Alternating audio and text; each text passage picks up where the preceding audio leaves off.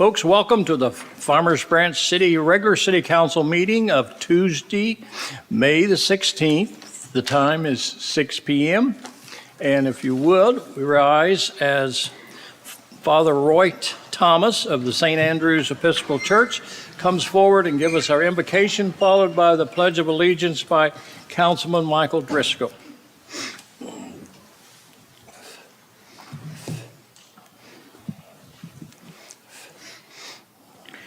The Lord be with you. Let us pray. We rise at this moment, in this moment of silence, to remember those impacted by the mass shooting at Allen Premium Outlet on May 6th, and all those who have been impacted by mass shootings. We lift up our hearts as one community, one people, to commemorate the dead, to comfort their loved ones, to honor survivors, and especially first responders and those who provided medical attention. We pray that they may have eternal rest and that light perpetual always shine upon them. O God, the fountain of wisdom, whose will is good and gracious, and whose law is truth, we beseech thee so to guide and bless the members of Farmers Branch City Council and all their loved ones, that our City Council members may faithfully execute the duties of their office and to the best of their ability preserve, protect, and defend the Constitution and laws of the United States of America, the state of Texas, and this wonderful city of Farmers Branch, to the glory of thy name and the welfare of your children, through Jesus Christ our Lord. Amen. Please join me in the Pledge of Allegiance. Pledge allegiance to the flag of the United States of America and to the republic for which it stands, one nation, under God, indivisible, with liberty and justice for all. Followed by the Texas Pledge. Honor the Texas flag. I pledge allegiance to thee, Texas, one state, under God, one and indivisible. Thank you. You may be seated.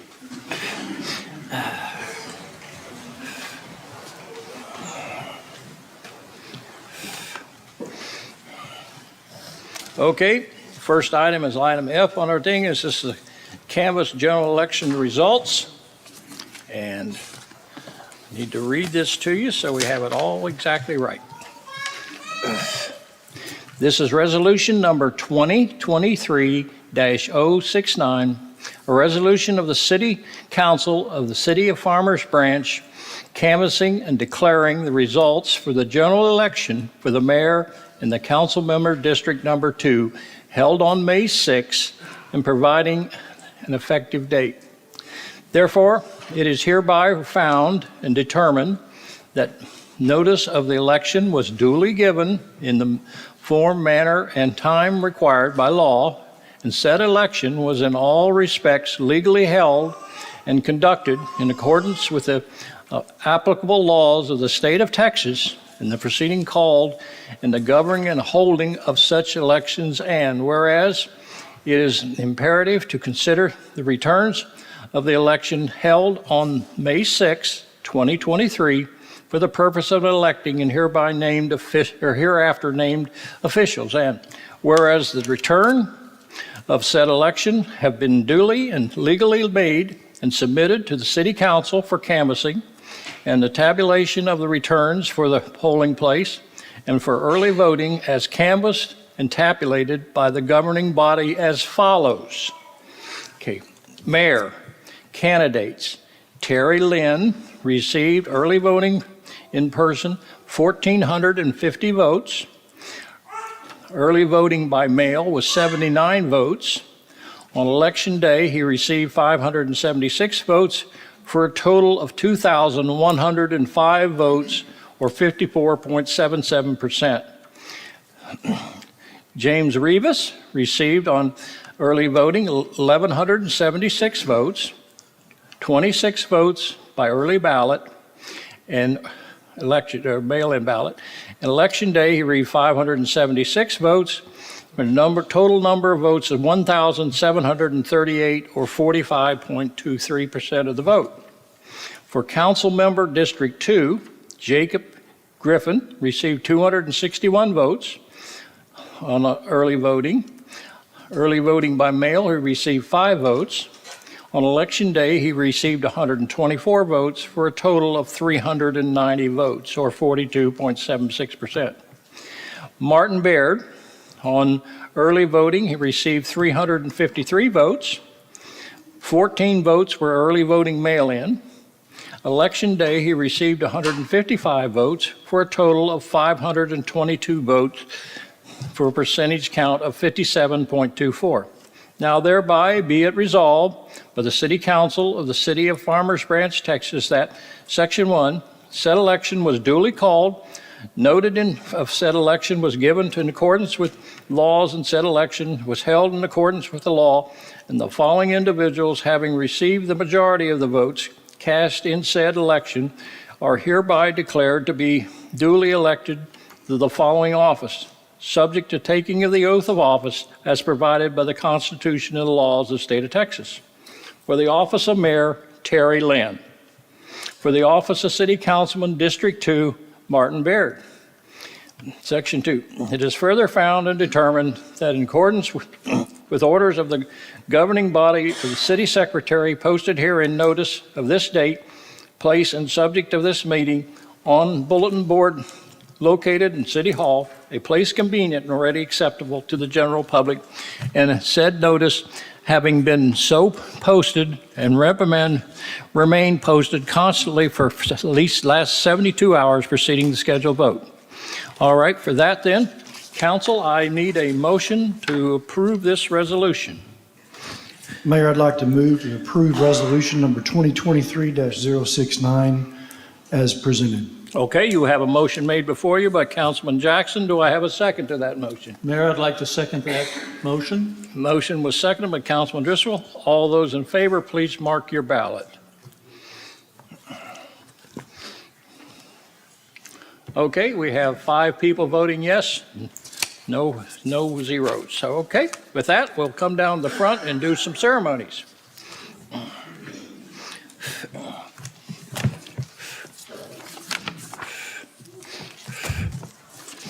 That, I think I'll give you this.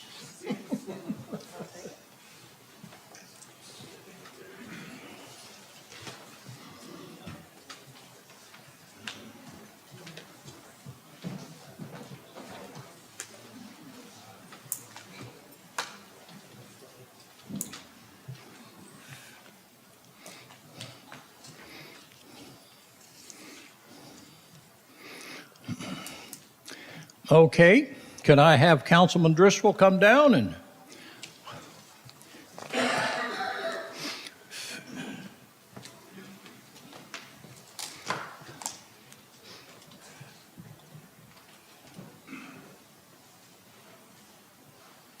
Councilman Driscoll, here's a plaque of great appreciation for you by the citizens of Farmers Branch, and also we have a street sign.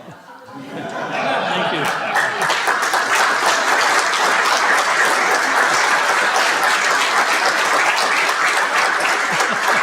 I need more hands. All we need now is a street. Yeah. Maybe I'll figure out a way with the streets department and engineering, a way to mount that on my car. You know? I don't know.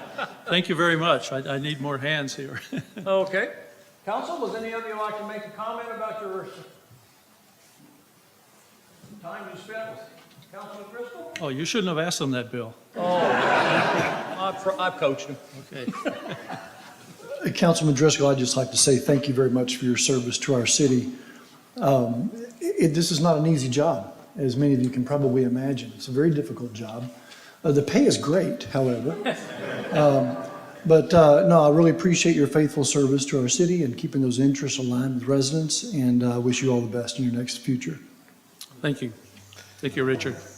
Councilman Driscoll, I'll echo what Councilman Jackson said, and I've shared my notes with you privately. So thank you so much for your service to the city, and I hope you'll be a constant voice of reason as we go forward in all the things that we do, and make yourself available. So thank you very much. Thank you, David. On my behalf, I certainly want to add my congratulations and thank you for serving. You've made my life a lot easier up here. Well, So, I don't know about that, but thank you, Bill. okay. And thank you to all my colleagues here and from the other councils that I've served with. It's been a pleasure, and I've enjoyed it very much. Okay. Well, they've already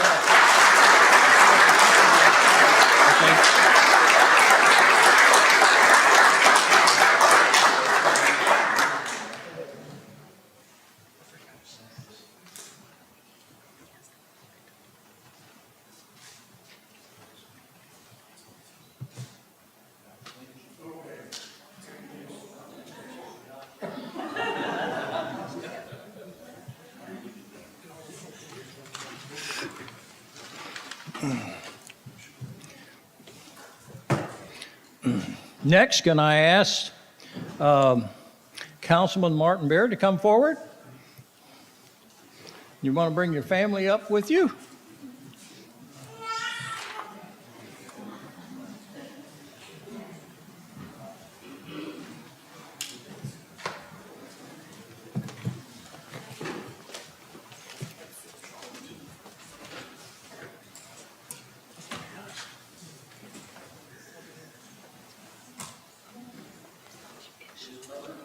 I am. Congratulations. Nice. Thank you for your service. Oh. And your wife, could you be? Okay. All right, we have an oath of office to give you. If you would raise your right hand, you want to put your hand, you want to hold the Bible for him?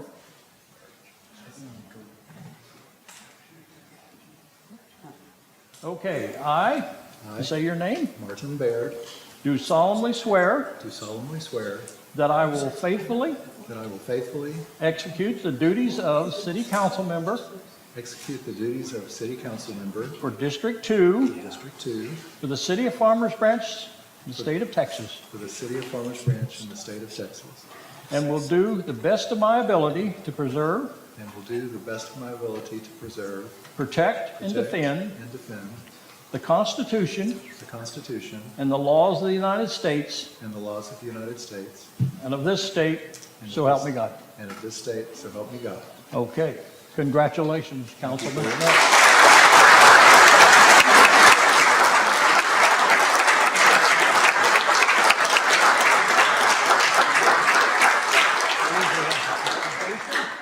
And here is you a lapel pin. Okay, would you like to make some comments? Sure, I'll say thank you.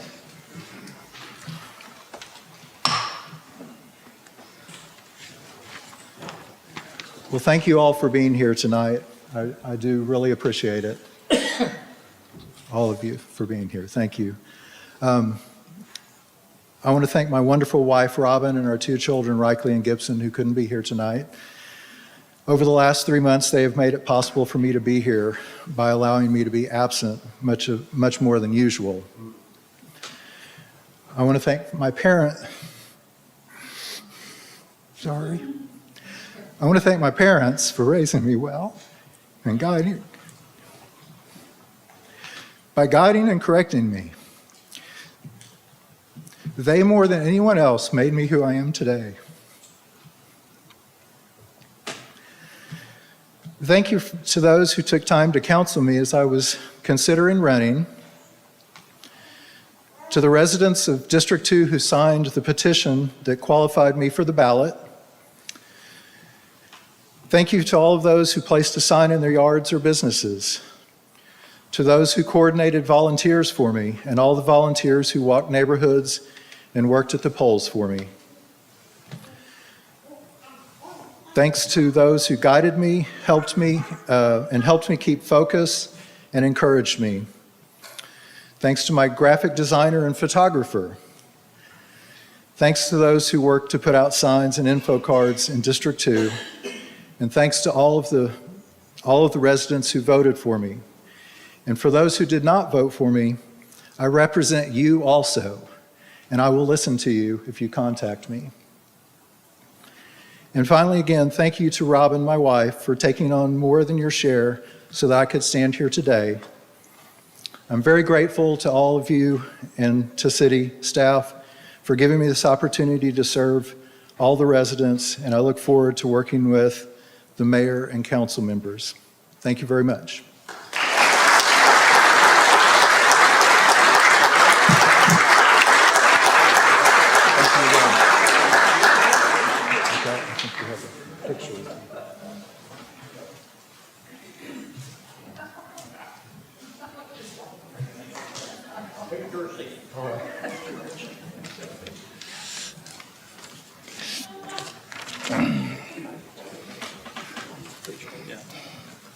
Next, I will call Terry Lynn from Forward and his family. And he has...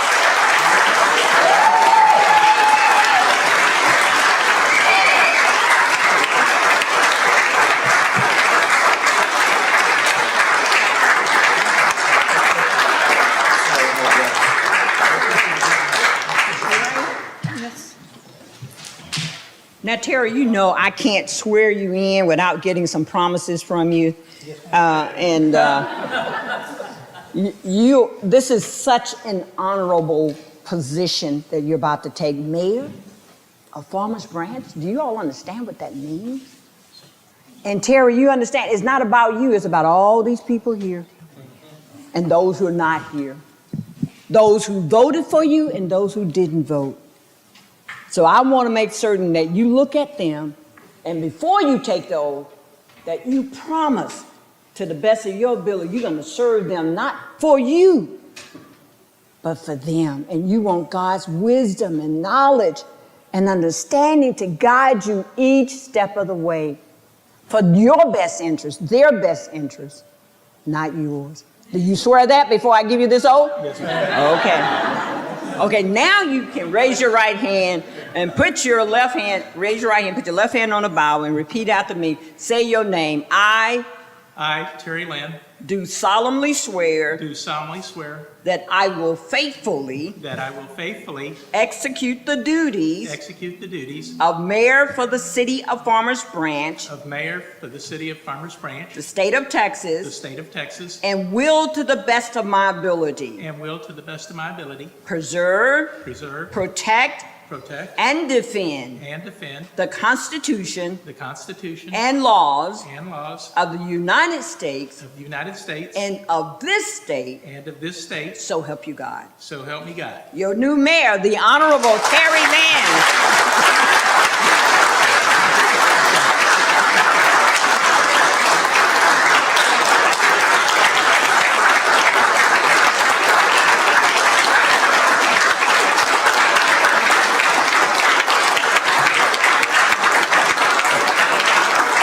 Thanks, Dave. I'm glad she didn't swear me in. It is a promise. You want to make some comments? Thank you, Mayor.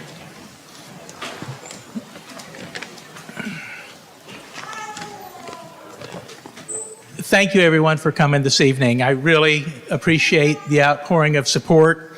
It is truly an honor. Thank you, Judge Johnson, for taking the time to swear me in today. It's always an honor to have you come to Farmers Branch, and you're a big part of why I'm here today. I'd like to thank my family, my wife, Debbie, my daughter, Paige first, and Sam. Paige just graduated from law school, so everybody needs to know that.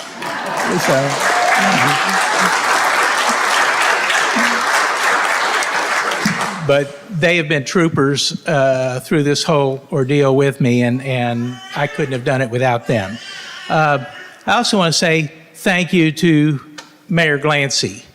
Mayor Glancy stepped up at a time where our city really needed him, and he met the call with honor and dignity and provided a needed voice of experience when we needed it most. So thank you. Thank you so much for serving us. Twice.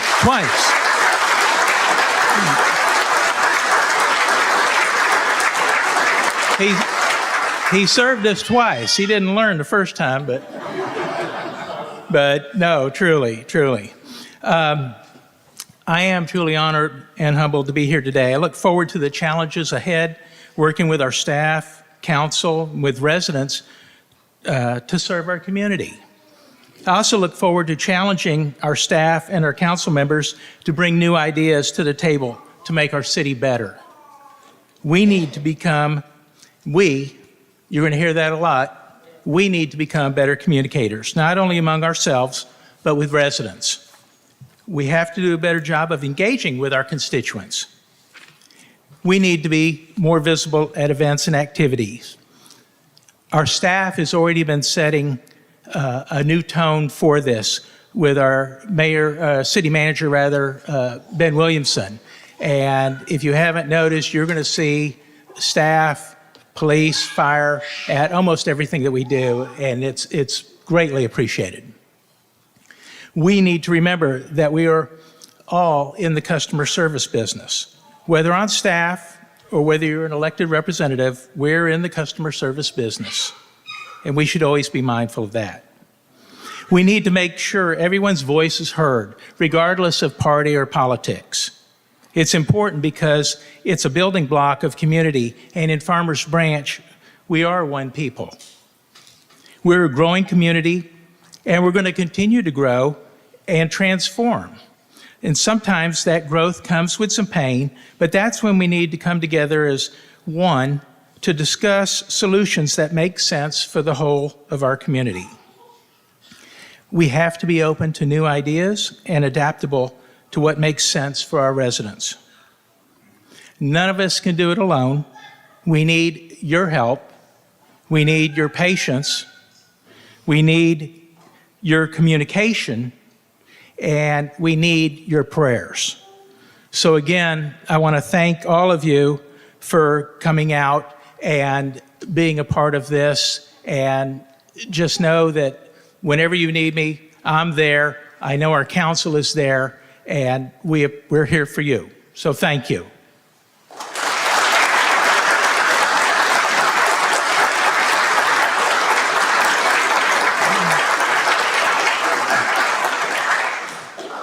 So, as I mentioned, Mayor Glancy stepped up to help our city out at a time when we needed some true leadership. And I think all of us on council should be grateful for that. Residents should be grateful for that. It's not easy to leave your day job of relaxing and, I don't know, doing nothing, but to assume the responsibilities of being a mayor, being at as many events as you went to, and just promoting and continuing to promote this city. It is truly appreciated.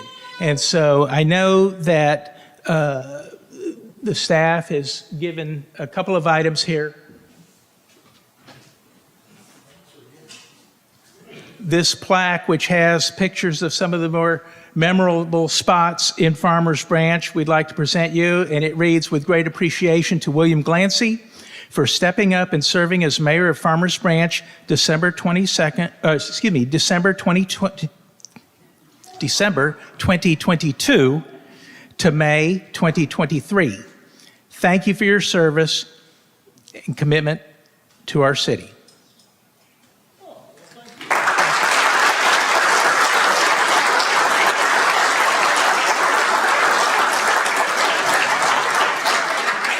And we also have this street sign for you, and I think they're going to actually change Wooded Creek to Glancy Way. I don't know.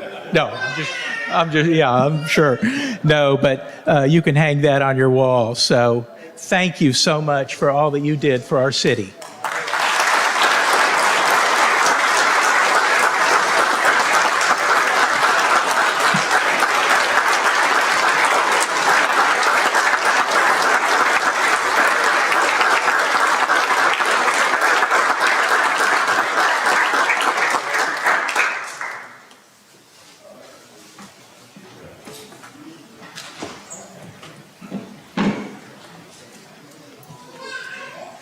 You got your,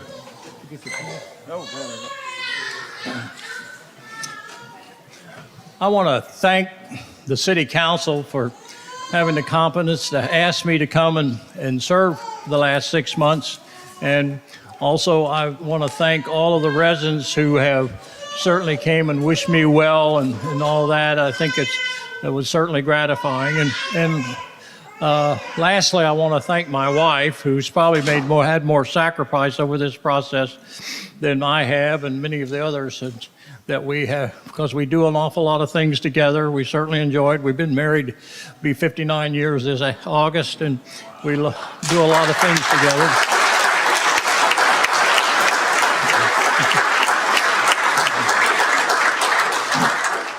And I'm really excited about our city. I think we're in a place to really see great things happen. You know, as I've said a number of times, we're in the fastest growing area of the United States today, the North Texas area, and we have so many opportunities coming here. I think people are coming here from all over the world to enjoy the life that we have here. I think it's still based in the true values of America, where we're faith-based people, we're people who have strong relationships in our families, and a lot of belief in our country, and law and order, and all those things. And I think those are the things that made America great, and that's why people are coming here to do that. And also, I want to recognize Mayor of Capel, Wes Mays. Wes, stand up.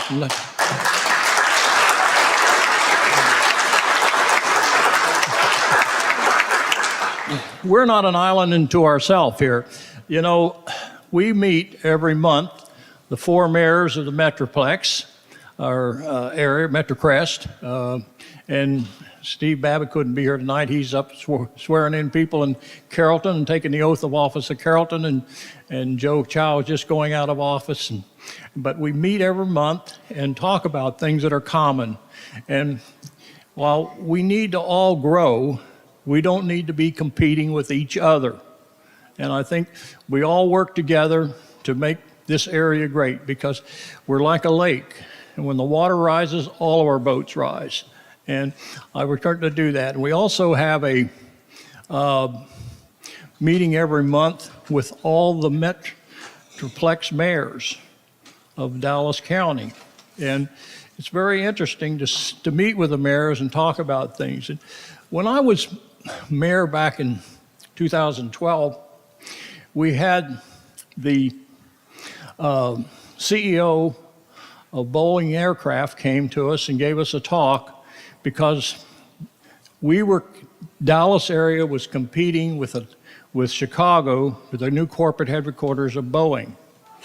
And he said the reason they didn't choose Dallas was because of the infighting between the cities, and that they chose Chicago. Now, today, I'm not sure he'd make that same decision, but nevertheless, that's why what he told us. So it's important that we all work together in all cities. And so, but I'm just terribly excited. I think I've helped a lot of people over the years run for office, for city council and mayor, and I know of no one who's better prepared than Terry Lynn to do that job. He served on the council.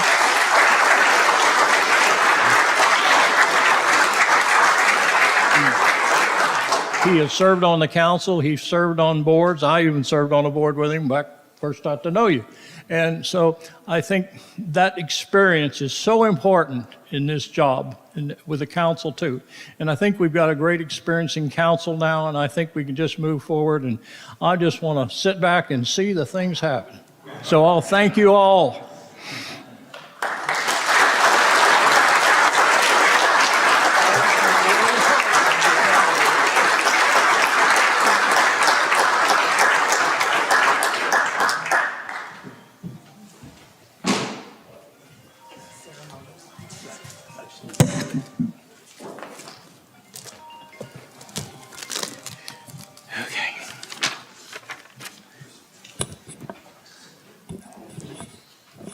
So next on our agenda are ceremonial items, item G1 and G2.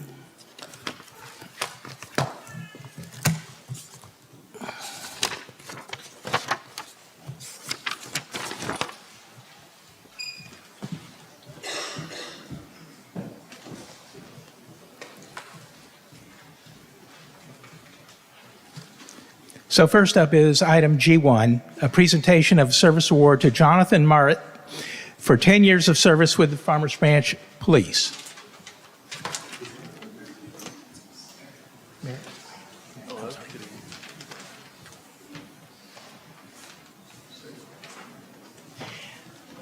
The police department recognizes Jonathan Merritt for 10 years of dedicated service with the city of Farmers Branch. He began his career with the city in 2013 in the Public Works Department. In 2016, Jonathan was hired as a detention officer, where he quickly made a reputation as someone who is fair, conscientious, and has an outstanding work ethic. These attributes made him an ideal candidate for police officer. Jonathan became a police officer in 2018, and he continues his excellence in service. This is evidenced by his selection as the 2019 Rookie of the Year, and the 2021 Officer of the Year. He's on the department's bike team and is slated to become a training officer. Jonathan is married, has a daughter, and enjoys hunting, fishing, and four-wheeling. Please join me in thanking Jonathan for 10 years of service to the community.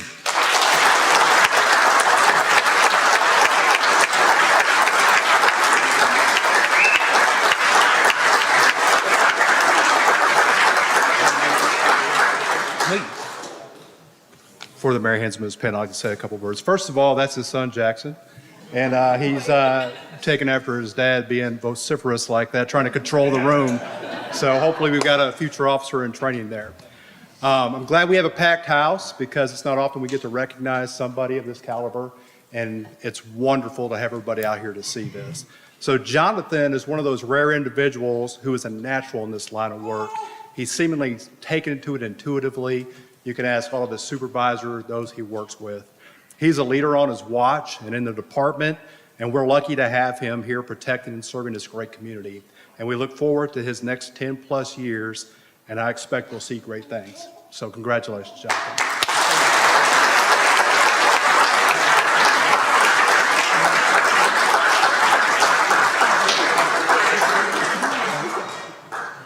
Let's get a picture real quick.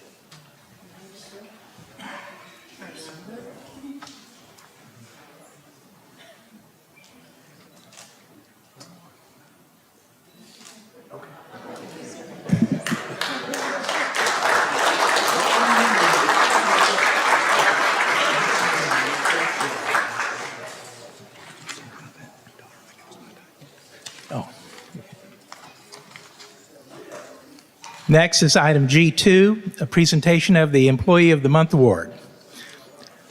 The City of Farmers Branch has a strong culture that nurtures respect, where we value everyone's opinion and acknowledge their perspective. We strive for excellence and constantly look for ways to do our very best. We believe in accountability. We care and trust. These are the city's core values, and this is our culture, which is react. The leadership of the City of Farmers Branch appreciates the effort, dedication, and time of our employees that they put into their job. The city has a program to recognize employees for depicting these values. We appreciate and recognize our employees' hard work and efforts. Tonight, we recognize Mark Moffitt, our Employee of the Month for the month of May.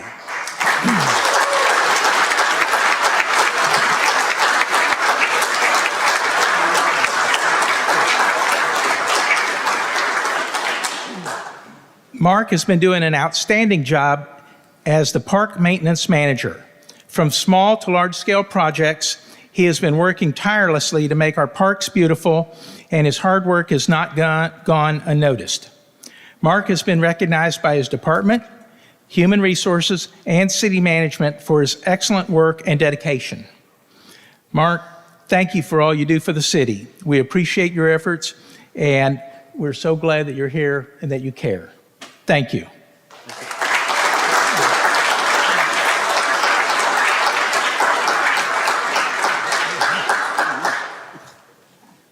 So, I don't know if you want to take it out, show them. This is really pretty. Very nice. So here, let's get it.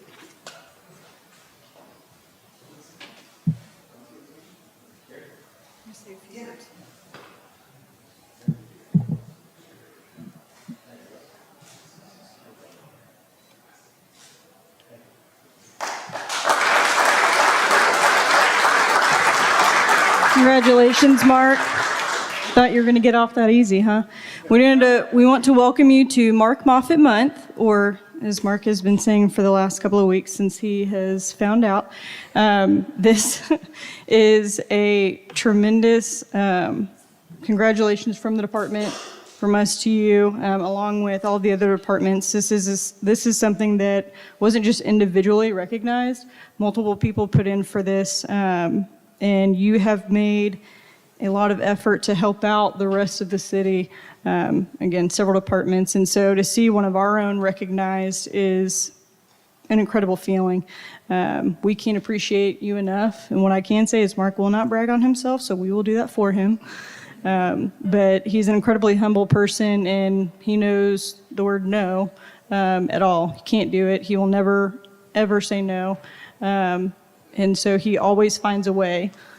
So for that, we thank you. And I know Carrie wants to say a few things too.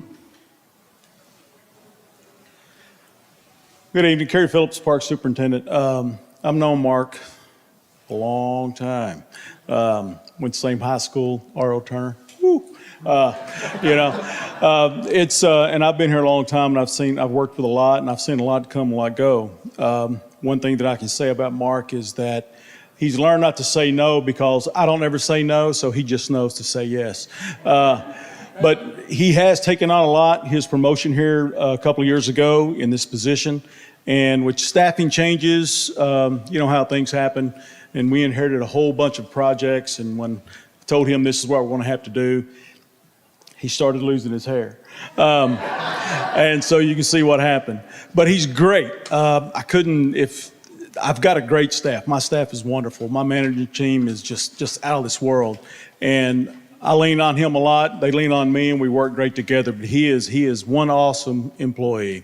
He's got a lot of knowledge. He's got 33 years here. I've got 35 years here. And when you put that knowledge together of how much is here, and all of a sudden somebody's gone, and you have to bring somebody new in. We got a project over the library right now. There's no as-built. It happened 30-something years ago, and we're like, where's this water coming from? What's going on here? You know, you have a guy like this who remembers every controller. He was an irrigator for a long time. He knows where the pipe went in the ground. I can't remember yesterday, and he does. And I want to say thank you to him, and it's very well deserving for what he's receiving here tonight. And thank you all. Thank you, Mayor.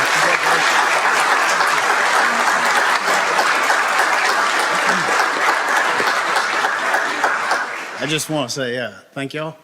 Appreciate it.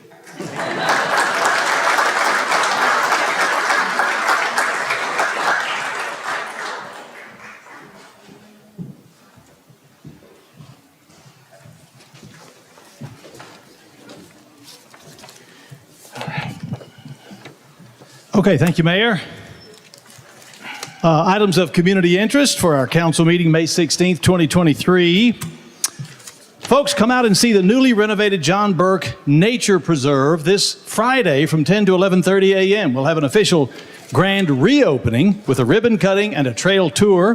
The 104-acre preserve has new walking trails, bird blinds, and an amazing overlook of the Trinity River. Also, mosquito season is here, so help us fight the bite. Standing water is the #1 culprit. Dump it daily. You can also pick up free mosquito dunks and bug spray right here in the lobby at City Hall. Sign up for the Solar Switch program for an estimate to install solar panels on your home. Solar Switch is a group purchasing program that provides bulk discounts for solar panel installation with vetted installers. For more information, you can always visit farmersbranchtx.gov. Are you in the mood to disco? Saturday Night Fever remains at the Firehouse Theater right across the street through May 28th, featuring the timeless hits of the Bee Gees plus new songs.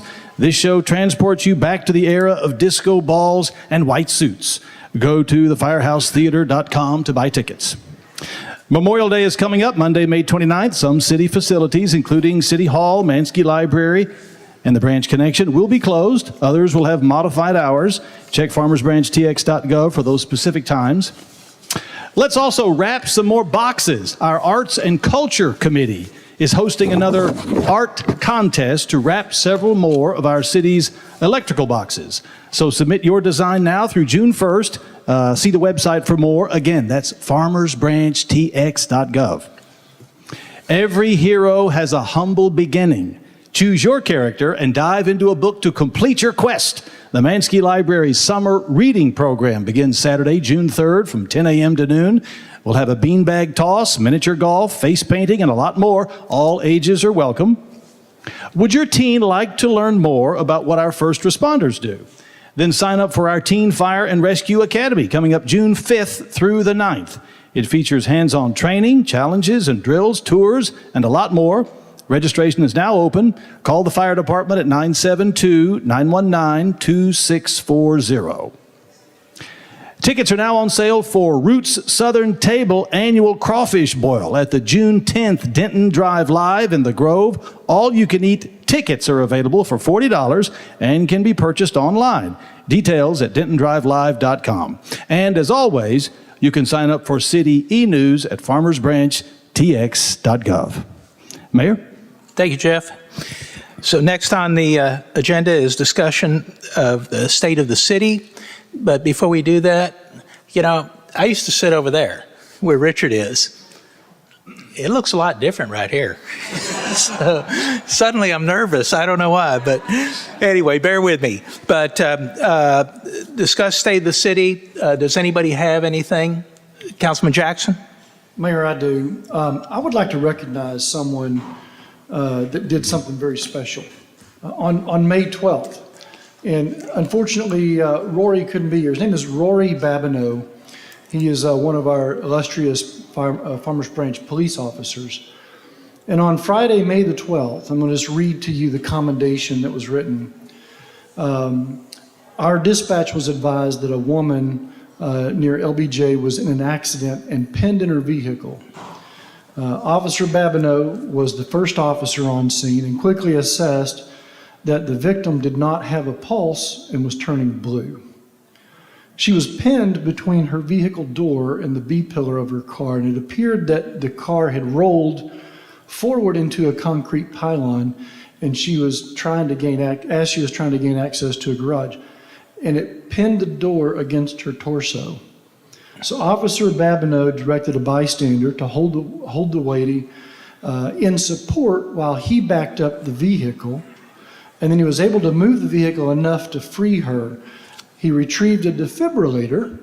We have a bunch of locations around the city where we have defibrillators located for instances like this. And after a no shock was advised, he commenced chest compressions until the medics arrived. She was transported to Dallas Medical Center where she started attempting to breathe independently, got a good blood pressure reading, and then was listed and stable and transferred to Parkland. These are our heroes. They're there every day to do things like this. They don't get an opportunity to do this every day, but when it happens, it's really special. And I guarantee you, it's really special to this lady. So I want to thank you. I know Chief Siegel is here tonight, and all of our police officers and our fire department and first responders for who you are and what you do. And want to recognize Officer Rory Babineau for his efforts on May 12th.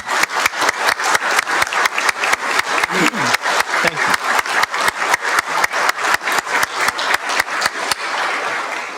you. Does anybody else have anything?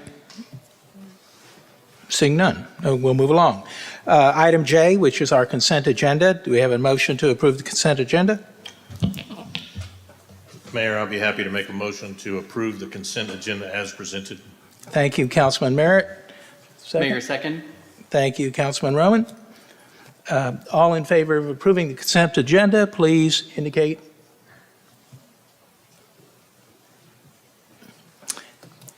Motion passes unanimously. Thank you. Next on the agenda is our regular items, and the first will be item L1.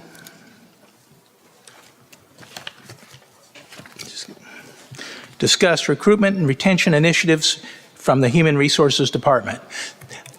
We are going to have a brief council meeting. I don't know that it's going to last that long, but there are a few items that we need to take care of. So if anybody does want to leave and go out to the lobby, that's fine. We shouldn't be that long, or stay here and enjoy the show. Come on down.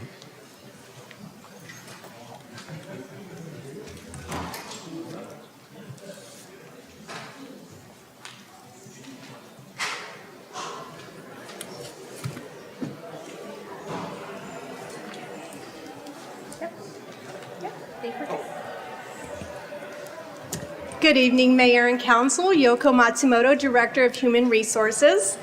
And I would like to first start off by congratulating you two for your new seats. I am going to say we are in the rookie year of 2023. This is your first time sitting as a council member. And Mayor Lynn, this is your first time as mayor.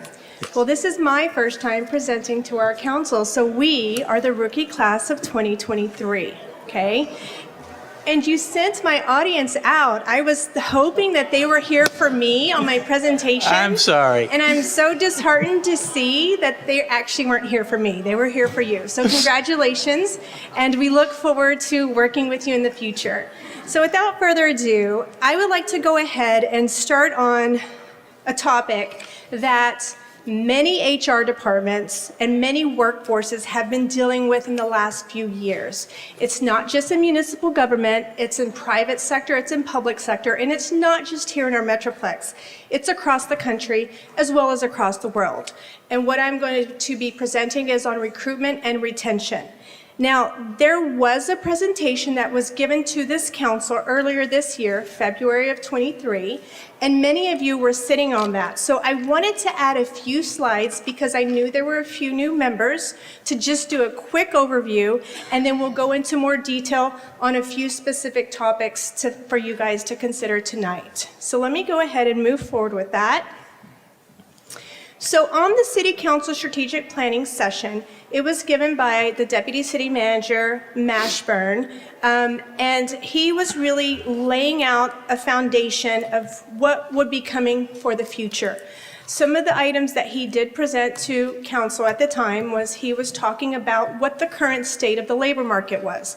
I'm not going to go into detail. I believe everybody has experienced some of the struggles for why the workforce is in a transition period. There's changes, and HR departments were trying to figure that out.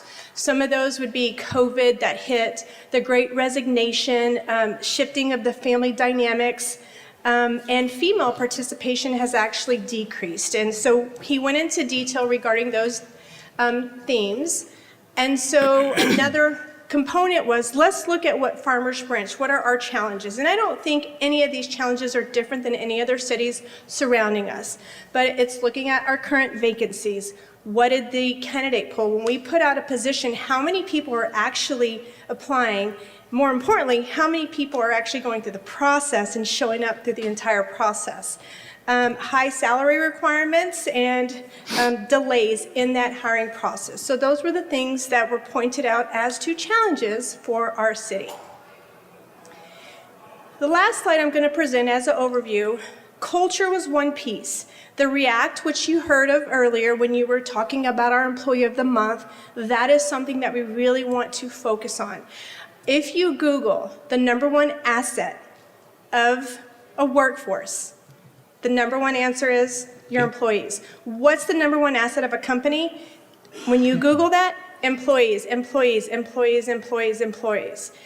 That is what we're focused on. So we need to make sure that we build a culture that our employees not only want to come to us, but where it has shifted in HR is, in the past, I would say people really focused on that recruiting piece.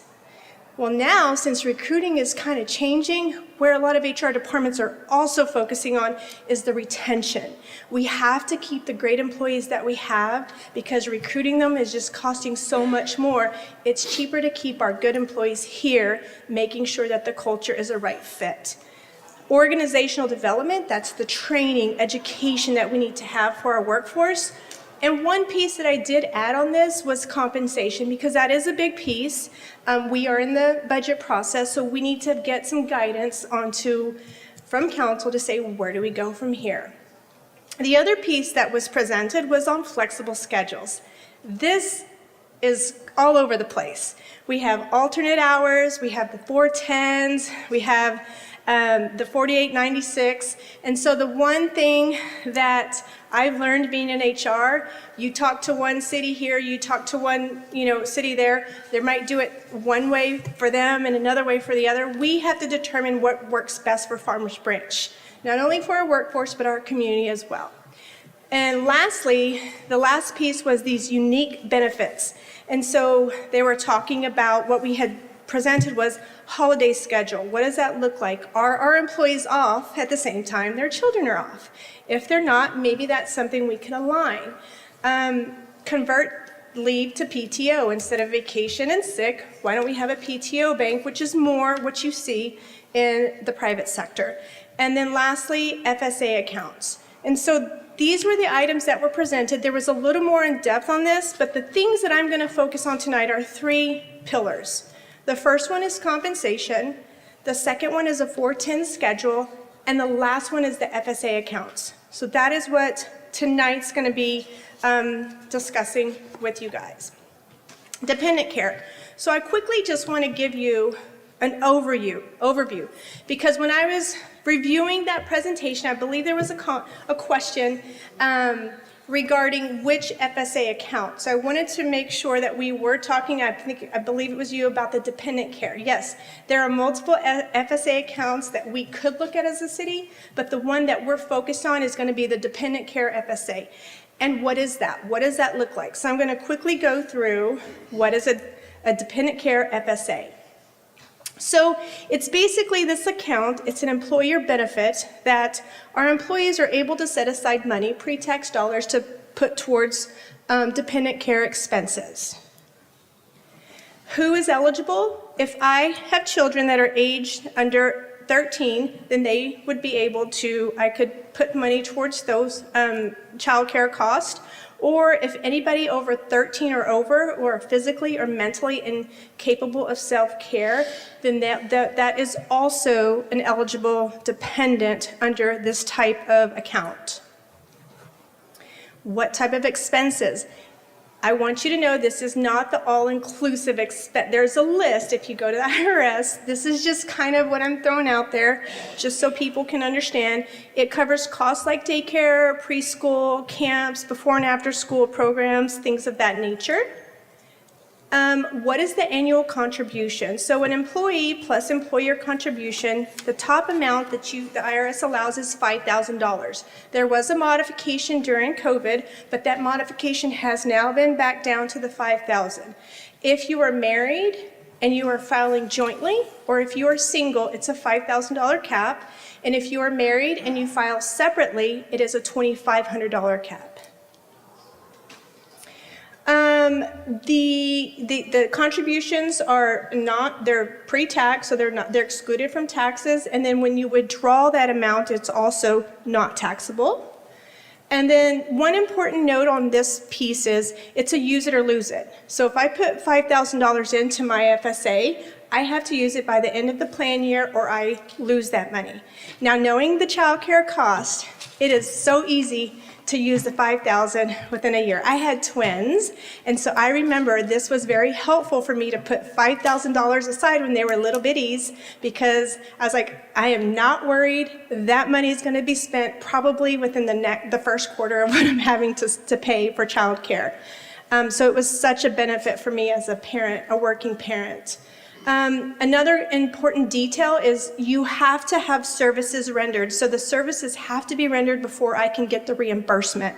I cannot predict ahead of time and say, I'm going to get reimbursed for that.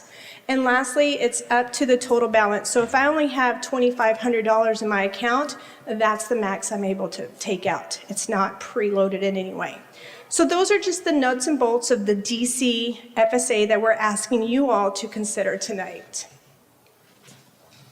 So moving into that, what is our recommendation? Do we want you guys to consider just having that as an option for our employees? Well, yes, that is one piece of it. But we also, as an employer, would also like for you all to consider an employer match. We looked at our comparable cities. There are 24 that are kind of on our list of who we compare ourselves to. We had 17 responses. Out of those 17, 98% of those offered the DC FSA. 0% of them offered an employer match. So what they do is they're saying, yes, we offer this, but you fund it. So this recommendation of what the City of Farmers Branch is asking for your consideration tonight is that the Farmers Branch will match dollar for dollar up to $2,500 per year for contributions of full-time employees. What does that cost look like? Costs are very important. And so we estimated 135 employees. Where did I get that number? I looked at our workforce at this moment to see how many of our employers have children below that age of 13 years old. So we're looking about 33% of our employers. Yes, I understand elder care could be a part of that. One aspect of that, though, that I think would be limiting would be, yes, it has to be a dependent, and the elder person has to live with you for a certain amount of time throughout the year. So that's where I'm getting that estimate. Now, I want you to know this could be variable. This is just an estimate from our HR team to see what, put some numbers out there. At $2,500 a year, we're looking at $33,700 and some change. The administrative costs, which we have to pay if we have to work with the bank. And so we've got just a preliminary estimate. And what we're looking at is $1.50 per employee that is in the DC FSA plan per month. So $2,500. And then there is a one-time plan setup of $950, and that's just getting everything up and running. So on average, the total estimate cost you could be looking at about $341,000 a year, if we have about 135 employees. The next step would be, what would that timeline? Because there would be a lot of back-end stuff that HR will need to put in place. And so we asked them, okay, give me an estimate if we wanted to implement this January 1 of 2024, and we would have to give them an answer by July so we can start working on those pieces there, the next steps of getting it set up, having our plan, and all those little details. So that is kind of a timeline, but I feel like the most important aspect was to get you some estimated financials there. And this is the end part of my first pillar presentation. We have two more. So if there are any questions, we can do that, or I can just go through the rest of the presentation and we can have discussion afterwards. Council, do you want to ask questions at this time on this particular element? I do have one. Yes, sir. So the employee match, assuming 135 employees at $2,500 each, is $337,500. The administrative cost is another $2,400 a month. That comes to $29,000 plus the $950 setup fee. So I'm getting around $366 versus. So maybe the calculation, I have 135 at 150 times 12 months. I believe your number was, what was your number? She's got the 12 months already in. Yeah. It's $1.50. That's just the administrative cost. That's total, because she's got the 12 months. Oh, times 12. I'm sorry. Yes, sir. Okay. All right. Excuse me, my mistake in the math. No, that's okay. That's why they didn't hire me as chief financial officer. That's why I'm HR director. I go to Tammy for that. No, you're good. You are perfectly okay. All right. Okay. So the next pillar we're moving into is the discussion on a condensed work week. So we're focusing on a 410. And why a four-day work week? So I wanted to kind of give you some general data. This is worldwide. There was a study that was done. It's not just United States. It was done internationally. And with that study, a 6-month trial, what they found was 73% of the employees had significantly less burnout. 63% found it easier to attract and retain talent, which is one of our main purposes for considering this option. 78% were happier and less stressed. And lastly, 97% of the participants wanted to make a 4-day work week permanent. So that came from a 6-month trial. And again, it's global. It was US, they had UK, there was New Zealand was also included. So this is a worldwide kind of study that they are actually still doing. And so what is right for Farmers Branch? I think this is an important question. I could come up here and give you all these slides about the pros and the cons, and I think it's important for us to really go through a process to understand what works for us. I'm a big believer, and we just can't copy somebody because it looks great on the outside. We got to really understand the nuts and bolts to see how it works for us. I think coming in new to the organization, I learned that there were 980s. So we're running 980s. And what that basically means is City Hall, and I'm specifically speaking of City Hall, it's a Monday through Thursday, hours of operations from 8 to 6 o'clock. Friday, you have 8 to 5 o'clock. And our employee schedule, if you look at Monday through Thursday, we work 9 hours. Friday, we work 8 hours. We have an hour lunch. And every other Friday or every other Monday, we get off. Now, when I heard this was one of the things that actually attracted me to this job. I was like, that is fantastic. You know, I can work. I mean, I'm exempt, so I know, you know, Fridays sometimes we're taking calls and things of that nature. We're not just dropping everything. But this was something that really turned my head and made me actually listen to more of a conversation of what Farmers Branch had to offer.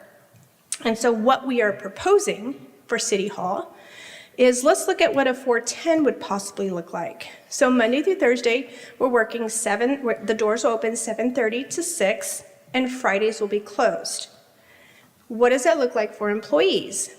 Employees will be working 10-hour days, Monday through Thursday. Friday, they'll have off. Lunch will be a 30-minute, and then it's very important to consider we'll maintain Friday operations for key components like your code enforcement, permit inspections, things of that nature that we know are so front-facing that we have to be out there.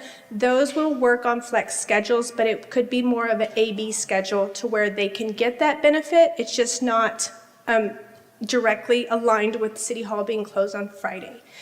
And when I see this is the green one that I'm proposing. And what we're looking for is we're asking for consideration to let's run a pilot. Because I feel like it's important for us to be able to get some data, to get some experience, to see if we did move in this direction, what does that look like? We're looking at a 6-month pilot where we can get pre and post pilot metrics. And then the timeline I'm looking at, or the city, what we've discussed is July of this year to December. So that gets us on some of that summertime going into fall. And then we will be able to come back to you with more information to see how does it work in Farmers Branch, which is the most important question.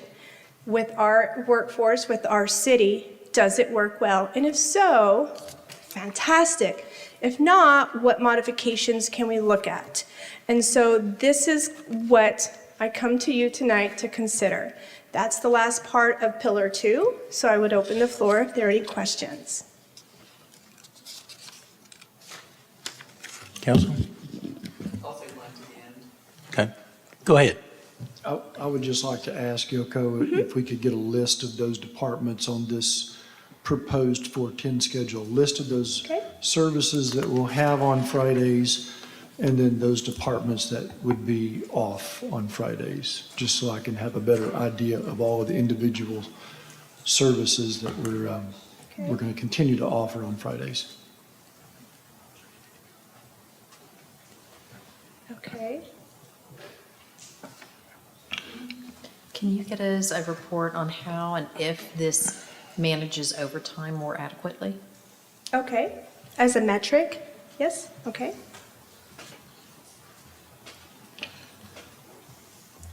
Yoko, one of the things I'd be interested in is what are the success metrics? Mhm. What will make this a positive outcome? What are we looking at? What kind of feedback? What do you have in scope? Yes, so the initial things which are very common when you're doing these studies, we're going to look at foot traffic. We want to see foot traffic within City Hall to see what that is. In regards to the workforce, we want to look at absenteeism. If you get an extra day off, are we still taking doctor's appointments? Let's push them to Fridays, right? Feedback not only from our staff, but also from the community. I think that's an important component. Utilities. If we're not running City Hall one day, if you bring those utilities costs down, what does that look like for us? And then a metric I've added was looking at any type of overtime, things of that nature. So those are some initial pieces that we, as a team, looked at. But if we are approved to move forward, we will definitely look beyond that to provide you some information. So I'm going to interject. When I read this, it just spurred a whole bunch of ideas in my mind. Number one was I wanted to get public opinion on this. I wasn't sure how to go about getting. So I just wrote down either a mail-out survey, put a postage paid mailer in the water bill, something, but I feel like we need to gauge public sentiment as to this change. And then I had down here, do we have metrics on daily workloads for City Hall staff, code enforcement, water, streets, public works? So I don't know what kind of, when these departments see the most number of people coming in or have to answer the most service calls. And so I'm concerned about having coverage for the weekend, especially if something happens on Friday. It is frustrating when residents call and the phone doesn't get answered. It just goes to a voicemail and you don't know where you've ended up. Right. So, but again, to me, the most important aspect of all this is getting public opinion. Right. And so I would like to clarify on the slide up there, the code enforcement, permit inspections, also customer service. So we're looking at redesigning this front, which I'm sure you've heard about. And so we will have a team of customer service. And that they can run 410s, but we will be looking at it more AB. Okay. If that makes sense. So they work in a 410 schedule, but it could be a Monday through Thursday, or it could be a Tuesday through Friday. So then that level of service is not pushed to the side. So the calls are going to be answered and things of that nature. In regards to traffic, that is very important. We want to see what type of questions. Is it high on Wednesdays? I don't know. Maybe people like to come to City Hall on Wednesdays because there's free cookies. There's not free cookies. I just said that. Sorry. I was looking around. No free cookies. But so we need to look at that day of the week. What does that look like for us? And so that's what we will track. If we move into that pilot, we'll be able to get all that form of information. So then you all can make an educated decision through this pilot of what we're seeing for our community. Okay, thank you. Any other questions? Me? If the budget goes up for cookies, that's my bad. Yep. Lastly, compensation.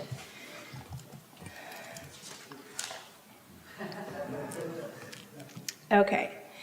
So the first piece I would like to talk about is our methodology, how we look at compensation. And so this is just a quick 4-step that gives you an overview of how our comp team looks at that. I would like to stop here and thank our HR team, first of all, phenomenal. I know they're back there supporting me, so comp team. And then Jeffrey is our Deputy Director of Human Resources, and he is the mastermind behind all the compensation. So this team worked a lot of hours getting information in a very short period of time. So step one, when we're looking at police and fire, what we do is we collect real-time salary data from the market. So we go out to our cities, comparable cities, and we pull their step plans and say, tell me what it looks like.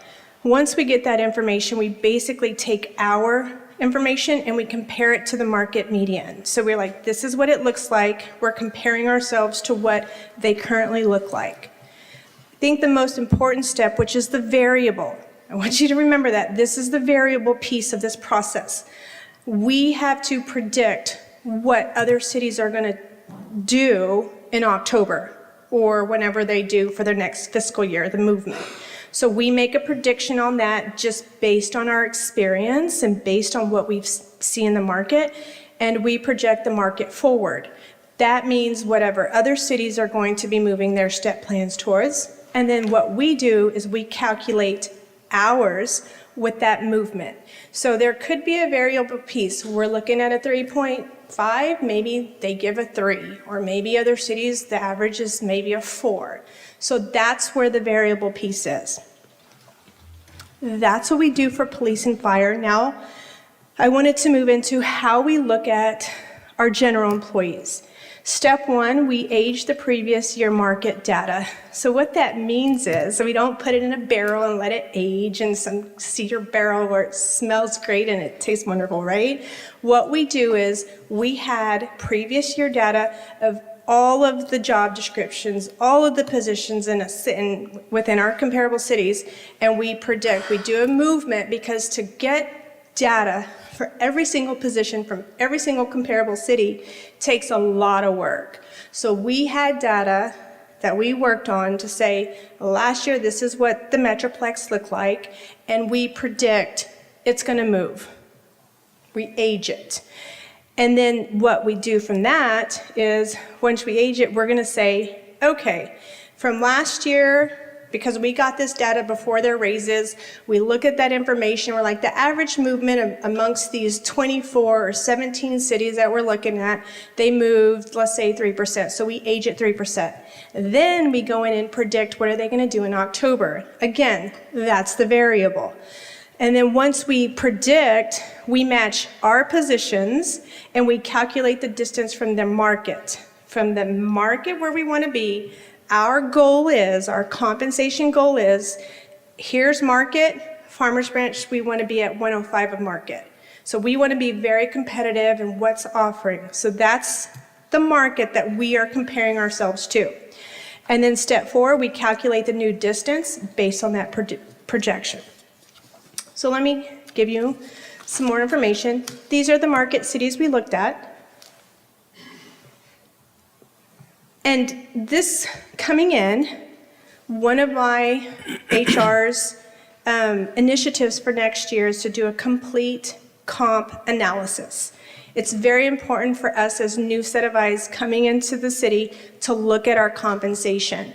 And so these are kind of the 3 things that we as a team want to focus on for this coming year. The first one is we want to identify matches in the market to all city positions and expand the city partners. So basically, we look at all of our job descriptions and we want to match them with all of our comparable cities. So we have every single position matched. And I would like to put out there, we do match not just other cities in our general group employees, we look at the private sector as well, because we're not just losing employees to other cities, we're losing them to private as well. So we do include private data as well as our public data. The second thing we want to focus on is we want to create job families to better evaluate the market competitiveness and strategic compensation goals. And what that means is, job family, I could have a job family of management professional. I could have a job family of IT. I could have a job family of administrative assistants. So we have to create this sector of job families so we can compare one job family to the next job family. And then you might be able to see, ooh, we need to work on this one job family because they're way behind market of our goal of 105% of market. This one's doing very well. Okay, we'll move there, but we need to really focus on this one here. So we want to create job families within our compensation plan. And lastly, we also want to restructure current compensation pay grades, positions, and ranges to align with our compensation practices.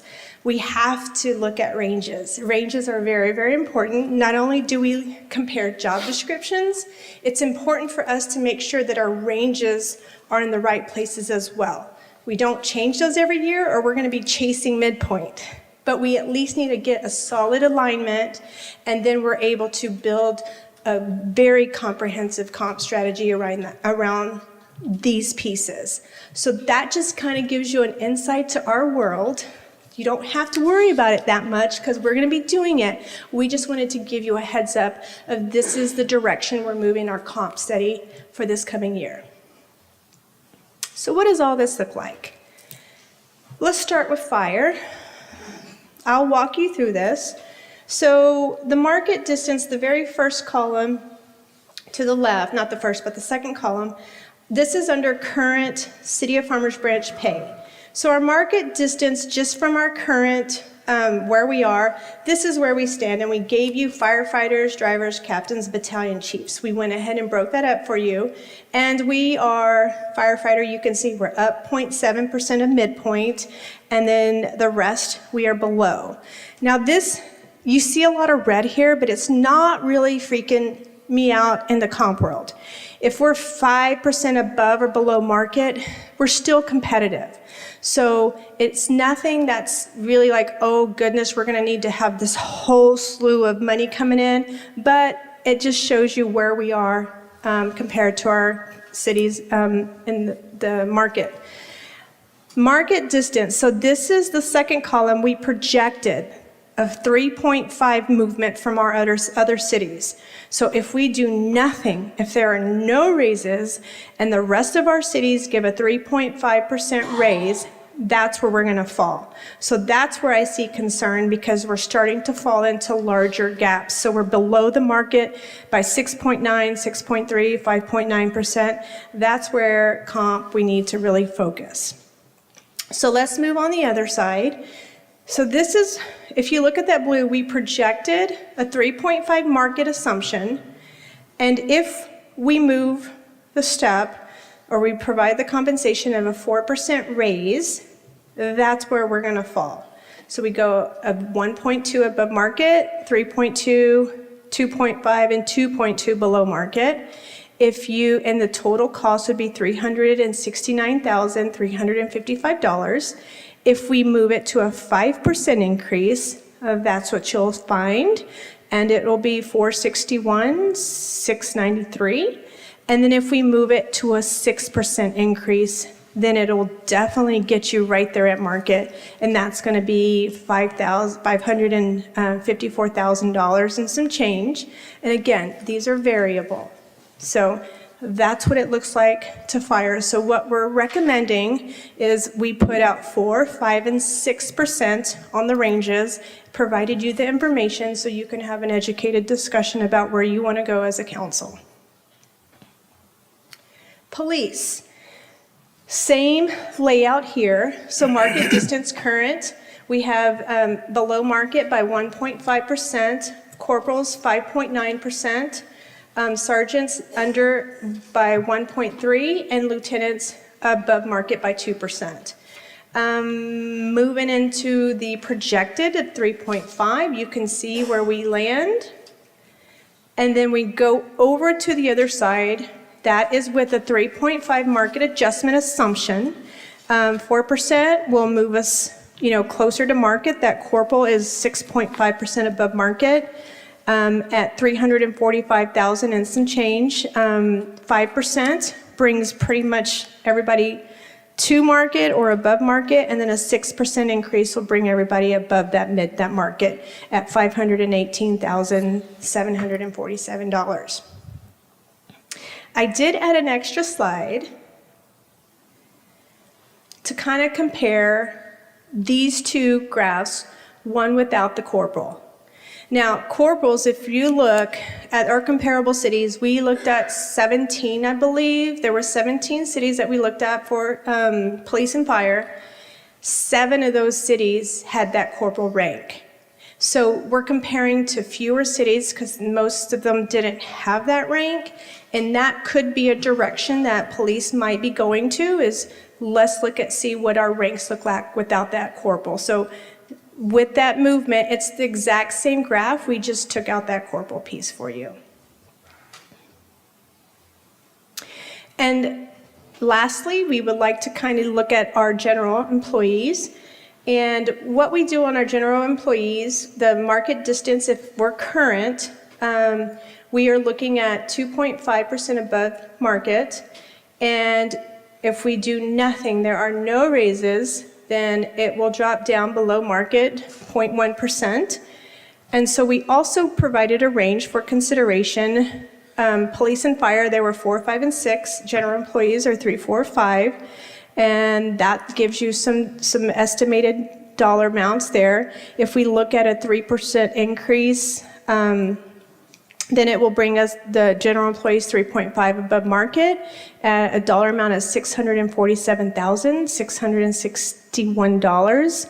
A 4% brings it 4.5 above market at $863,000, 548, and then at 5% increase, it'll bring it up to 5.6%, which if you look at those percentages, it brings you closer to the goal of being at 105 above market.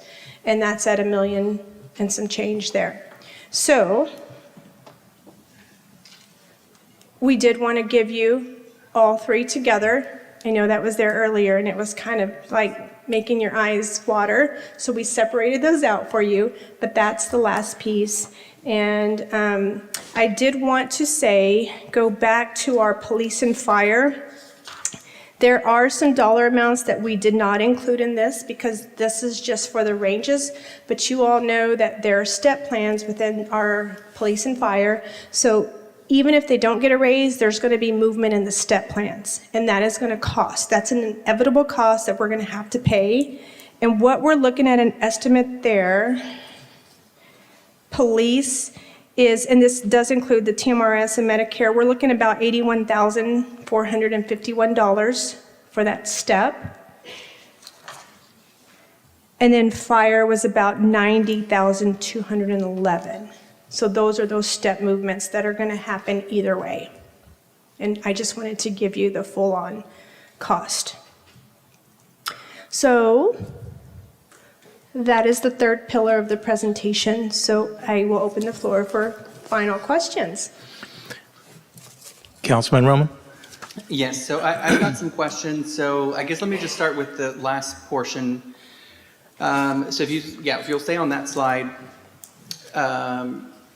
have we always looked at, when we're doing these types of studies, have we always combined or looked at the private sector and the public sector? Okay, so my question would be, in my experience, I have always included it, but I've only been here 6 weeks.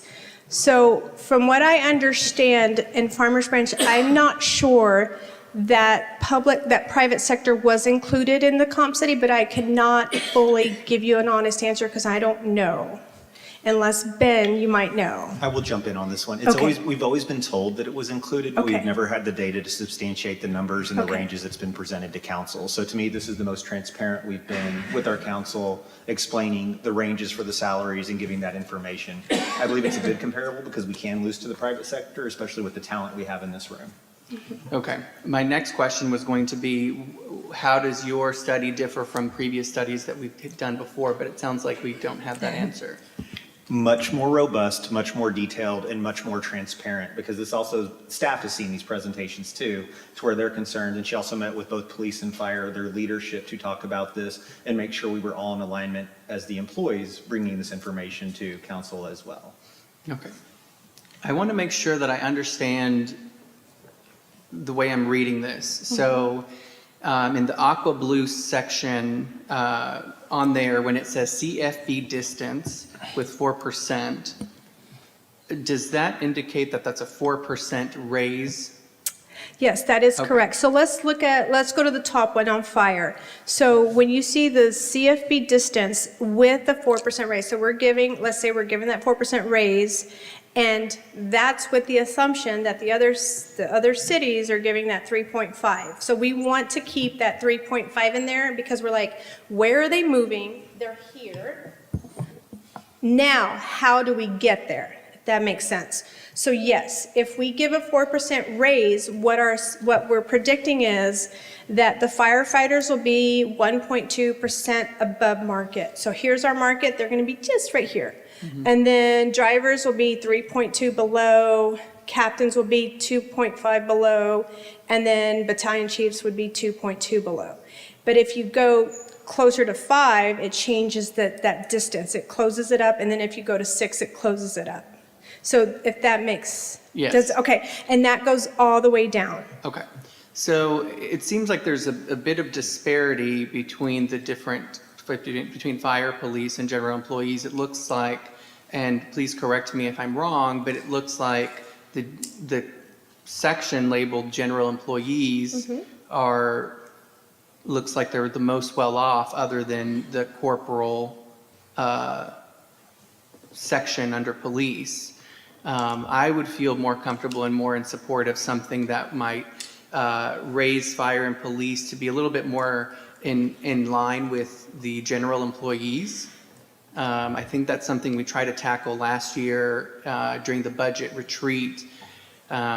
We were successful in doing a one-time, kind of like a bonus, but it wasn't a permanent percentage increase. And so I think that just based off of the numbers that I'm looking at, it looks like we were on the right path, and we might need to look at doing something like that, specifically for police and fire, just to make sure that the distance,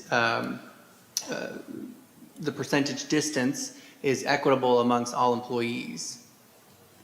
Okay, so the range we provided was 4, 5, 6. Is that still something, what I'm hearing you say, are you looking more at the 6? Is that what I'm hearing you say? You know, I haven't really decided whether it's 4, 5, or 6. Okay.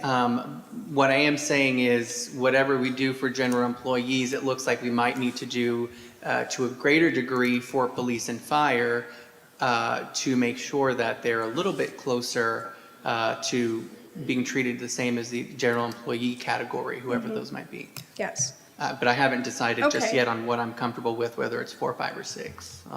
I'll defer to the rest of the council and see what they think. I do have other questions. Let's see. So going back to the dependent care FSA, what flexibility do we have for the match percent? Because right now we're doing dollar per dollar up to the max, which is the 2,500 that we can do. Yeah, the flexibility is completely on the employer.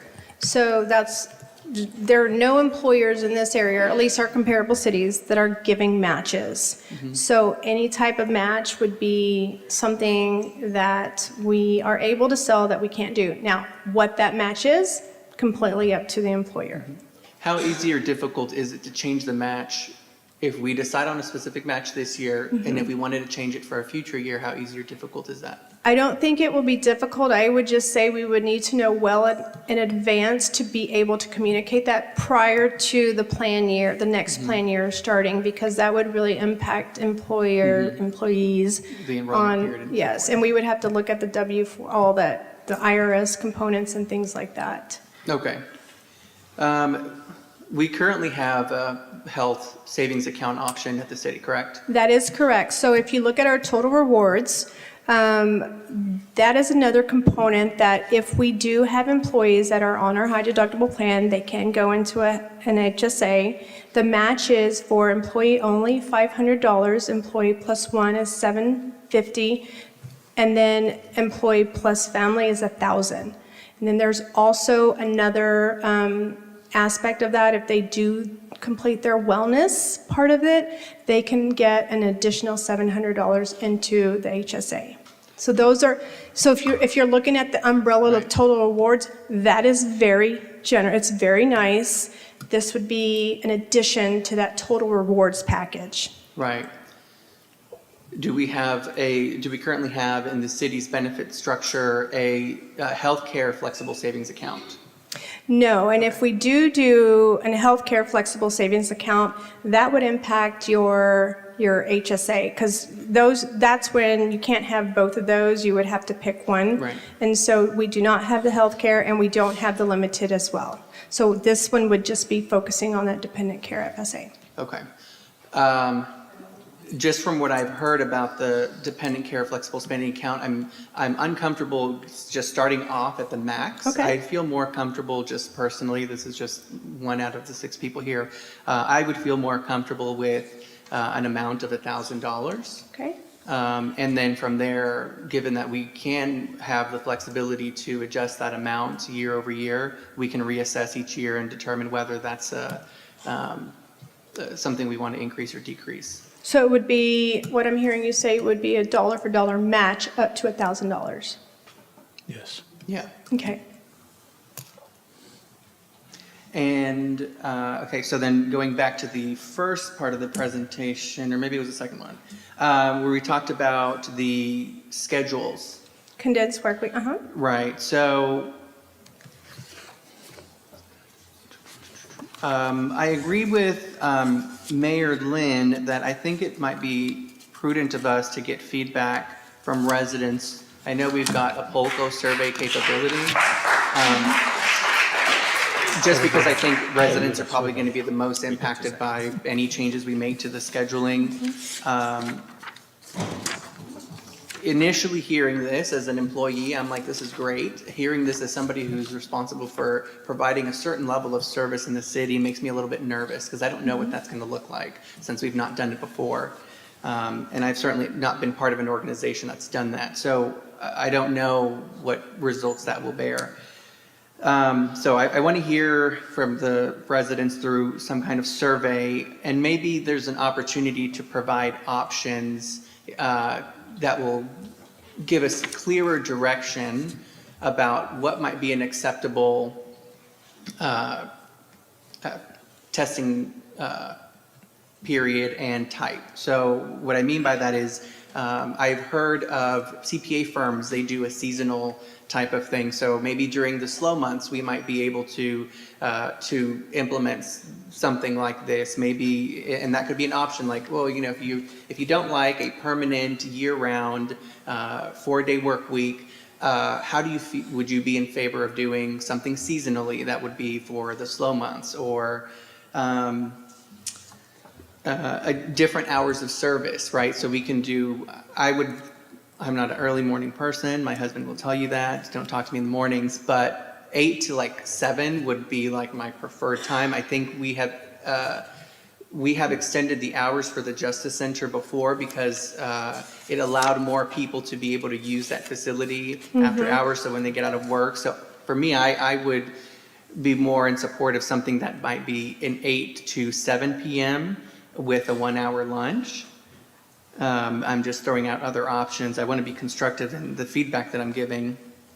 And then something that I was thinking of as well during your presentation is what if we did the 4-hour work weeks, but we staggered it so where we would have employees essentially 7 days a week, but it would be rotating. So, you know, maybe an employee would work Monday through Thursday, and their counterpart would work Thursday through whatever. Right. I have had some concerns that have come up over the weekends with code enforcement, and unfortunately, we don't have somebody for code enforcement. And maybe there's some other issue that comes about, but that might be another solution where it accomplishes the same thing, but ensures that there's coverage. Yeah, so I would like to clarify 7 days a week. City Hall's not open 7 days a week, so we're open at 5. And I hear what you're saying, and so those were some work groups that we do need to have, like code. They would be working A/B schedule, which means that they, during that 5 days that we're open, or that the community is used to having services, that would still maintain, because with that specific work group, we would schedule 4 10s. Let's say there's a team of 10. 5 of them will work 4 10s Monday through Thursday, 5 could work Tuesday to Friday. So it won't impact that service. So the service will still be there on those specific front-facing departments that really have that. So, and I also want to make clear, this is a proposal for City Hall. It's not for the rec centers. We're not, those services continue as they are. This is specifically for City Hall, that is open 5 days a week. And I don't know the history, and Ben might let me, correct me on this, but prior to going to 980s, I'm assuming City Hall closed at 5, so we extended the hours to 6 o'clock. So that gives an extra hour. And then if you go to the 410s, you're opening it up 30 minutes early. So it gets people, if they need to get somewhere, they'll be open for 7:30, and then that's 6 o'clock, which is comparable, at least the cities that I know, most of their city halls or town halls close at 5. So we're already functioning an hour extra with providing services past 5 o'clock currently. So that's why I was saying that transition, when we went from traditional to the 980, you extended that service already. And now this is just, giving it same hours, 30 minutes early before, so it opens up 30 prior to, still closes at 6, which on average is an hour later than most city halls stay open. So that's something to consider as well. My question to you is, so I hear saying survey. Would that be prior to doing anything, or that would be during the process? Because I hear what you're saying on seasonal, but the back end, what HR is going to have to do on schedules and payroll and moving people through, making sure that FLSA is all set and things of that nature, that's going to be really challenging to change. We're going to change it from this, let's do it 3 months here, and then we change it back. So it's going to be flipping, especially those exempt, one thing, non-exempt is another discussion. And so keep that in the back of your mind, because we're going to have to be flipping schedules if we're just doing it during seasonal parts of the year. I think it might make sense to do it after a trial period, just to gain feedback from people. That way they've had an opportunity to experience it. But yeah, and I suppose that if the resounding answer from the public is no, then there could be maybe a follow-up survey where we can ask people if they would be open to other things. I want to be a very competitive team here, where we can hire and maintain the best staff. But I also want to make sure that we're able to maintain the expectations of the public. And initially, when I was told about this, certain individuals came to mind, and when I shared it with a few residents, they expressed some concern. So I just want to make sure that the pictures that they've painted in my head about what may happen if we go forward with this on a permanent basis don't come true. So I just want to make sure that I'm presenting options and being constructive to make sure that even if it's not what we're proposing, that maybe we can meet halfway and find some compromise. Yeah, I hear you. That was one of the pieces if we move forward, or if we've moved forward on this pilot, that was definitely, we have to get feedback not only from our staff, but also from our community, because that's an important piece. So that was one of the metrics we were going to include. So when we come back to you, we will be able to share, this is what we're hearing. Yeah. And with that, I don't have any other questions, but I may have more later. Thank you. Thank you. Thank you. Councilman Baird? No questions. Councilman Burton? Okay, so am I to understand that we have no historical data for any of the past, for the raises? Not to this degree. So we've had a compensation study that was done that we recently were provided with. It provides a more detailed look, but it was never made available. And so now it's been received and it can be made available. Okay. But this is the most transparent we've been as a city with our data, coming to our council and asking for guidance on the budget in relation to raises. Before, it's always been about, here's the percentages and here's the budget impacts, which those are in there. But what was the methodology that was used to derive those numbers? Because being transparent with the public, with our council, and seeking your guidance on how you want us to approach this is something that we're trying to do as well, and that partnership working together. And so in the past, I've been here for 6 years, I've never seen this level of detail presented to the council with the budgets. And I've talked to my team members that have been here for 20, 25 years. They're in the same boat because they're always curious as staff is, well, why is it 3? Why is it 2? Why is it 0? And so now we can come to you all with the market and say, here's why we believe these are good ranges to consider. And so this is a new baseline foundation that's been set, and that goes to Yoko and her team putting all this effort in, to no small effort, to put all this together, because the foundation below this, the full page of data points everywhere to get here, was an incredible amount of work in an incredibly short amount of time. And so, but the budget moves quickly, and the whole purpose of this presentation is I'm looking for guidance as your city manager to bound the budget. These are millions of dollars, and so I want to make sure I'm respecting what direction you want me to move the budget as I get it ready, prepared for you all to take the handoff and move it to that next step. And so that's kind of what we're looking for, is those foundational elements. Right. Which direction would you like me to move with my team as the city manager?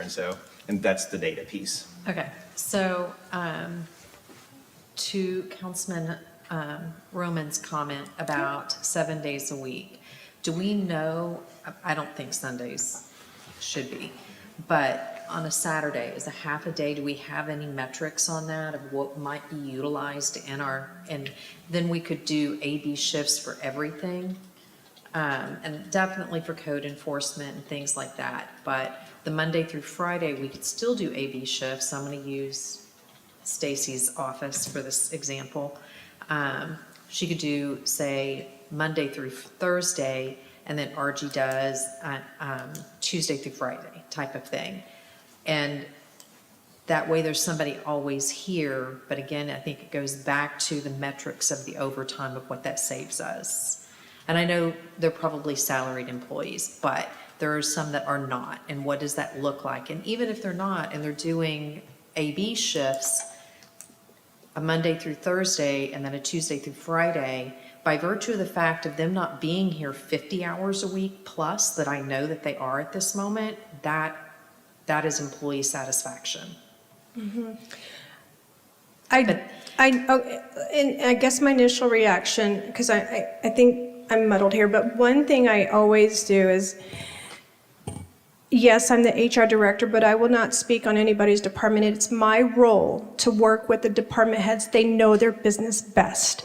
And it would be really irresponsible of me to go into a department and make a decision without understanding their business, understanding what the needs are. So to answer your question, I would have to really talk to the departments and the department heads because they are the experts in their business. And then as HR, we guide them and say, these are some of the options we can consider. So my apologies, but I cannot give you a full-on response without conferring with my colleagues on their role and how that looks in their department. Okay. And I also agree with Councilman Roman. I thank you to our fire chief for keeping them so well staffed under those given circumstances, but we need to make that equitable. Yeah. Councilman Jackson? Thank you, Mayor. Thank you, Yoko. My reason for asking for a list of those departments or areas that would be open versus closed on a Friday under a 410 proposal was to understand if there were some anticipated drops in service. That's going to make the argument a bit difficult. But if we're able to do, a more flexible work schedule, mm-hmm. and still maintain our excellent level of services, then by all means, that's something we need to certainly, consider. The other thing that I wanted to say is, you touched on this very early in your presentation, but I want to emphasize it. The conversation that we're having here tonight is no different than the conversations going on all over corporate America. Compensation, benefits, and flexible work schedules. That's the trifecta today of recruitment and retention. I've been in that business for almost 30 years, and it's never been a bigger conversation than it is today. So the difference is that we're a municipality, and we paste all of this on the front page for everybody to see because by law we have to. And so it's a very transparent conversation here, whereas in corporate America, it's often a very private conversation. So when you see Yoko as an HR representative come up and focus on increasing pay, recommending a match to a dependent care flexible spending account, and then a flexible work schedule, sounds like we're trying to roll out the red carpet for employees, but frankly, we're just trying to keep up with everybody else, public and private. So I just want to make sure that that is gravity for you here and for those watching, because it's important to understand we're a special city, but we're not trying to do anything special here compared to everyone else around us, and we're all fighting for the same quality talent. That's all. Thank you, Yoko. Thank you. Thank you, Councilman. Councilman Merritt? Thank you, Mayor. Thank you, Yoko, for the level of specificity that you've provided on all three of these particular fronts. And they have their own uniqueness, but to gather all three of them together in one presentation, you deserve a yeoman's prize for that. So thank you very much. First of all, I want to reiterate what I thought I heard and what I think I've heard through questioning of the basket cities, and I'll use that term, the market cities of 24. We heard from 17, and if I heard correctly, in the DC FSA, 0 had any matches? That is correct. We had, out of the 17 that responded, 1 city did not offer a DCFSA account, and 0 of the 16 offered a match. Okay. Thank you for that clarification. And I agree with my peer here, Richard, talking about attract, develop, and retain. That's a mantra in my own office, has been for several years. And so attracting employees and having a good basket of benefits is certainly something that we should look at. And so the opportunity to sweeten the pot, if you will, ever so slightly, if we modify the offering has been proposed, seems to be the right direction. The other thing that I want to caution us all on is these are fees, if you will, these are costs that'll be ongoing. Correct. So these will be building onto a base that will continue year after year. We've experienced that when we did last year's budget, and we know we want to be competitive. So again, these costs are ongoing. The one thing, if I may skip then to the 410 discussion, I think it's super important. We've heard it in different phraseologies, if you will. I think it's really important to understand the use cases, and that is on the departments that will be impacted. And I heard you specifically say you'll want to work with those department management teams to understand how they're going to respond to that. I think it's imperative that we have that level of understanding in those use cases, if you will. This is what's going to happen in this space. This is what's going to happen in this space. And as we've talked about this is for City Hall. It's not for the other locations that we have. It's not for police and fire. They're not rolling up, on a day off, if you will. So it's understanding that picture. And I think communication is so important. And I've stated that since I've sat in this chair for over 2 years now. So super important that we have a good story. And I know our team is, capable of telling that good story. So important that goes on. And I think that'll help the residents. It'll help staff. It'll help council understand how that all partners together. I want to also go back to the compensation discussion and the bigger chart where we have all of the the last one where it's, there we go. We have a mantra where we want to get to 105 from market. And so that's plus market plus 5. And so I want to make sure that when we see these numbers here, when they're less than, when they're red, we're that far away from 105, or we're that, and I don't think that's the No, case, and I think it's super important that we Yes. talk about this, that we have a program and a kind of mantra, as I said a moment ago, Yeah. that we would like to get to 105, but these numbers don't necessarily reflect 105 plus these 3, 4, and 5, 4, 5, and 6 adjustments. That is correct. So that's a very great clarifying question. So if I'm looking at police, and let's say the officer position, if we look at 4%, so Farmers Branch gives a 4% raise there, and the officer will be 1% below market. Correct. That's correct. So everything that you're seeing there is based on market, not on the goal of 105. Correct. Now, that's a whole nother comp study Yes, ma'am. discussion. We can have Yes, that ma'am. at lunch. Yes, ma'am. Yes. And I understand that. We start But I talking think it's comp- important that we Yes. talk about having a mantra that we want to get to 105, but what we show here is away from market, which is basically 100. Exactly. And so That's exactly right. I hope my peers understand that, and I hope the residents also understand that. So again, it's super important. There's a lot of work that's gone into this. And so we want to be competitive, as we've said before, because we're trying to attract the most talented individuals to come work in our city. Yeah. And so we have a real challenge with the cost impacts of doing that. So just wanted to again, thank you and appreciate the clarification. Yes, sir. Mayor, I have no other questions at the moment. Thank you. Thank you, Councilman. So I just want to say, part of what we're doing here as we try to plan for our future is we're chasing a moving target, because every city reacts to what every other city's doing, and it's one of the hardest things to project in the city budget. So having said that, I do think it's a very important, if we're going to move forward with 410, that we educate our residents. And we need to show them examples of how it would work. So we might start thinking about a communication piece that spells that out.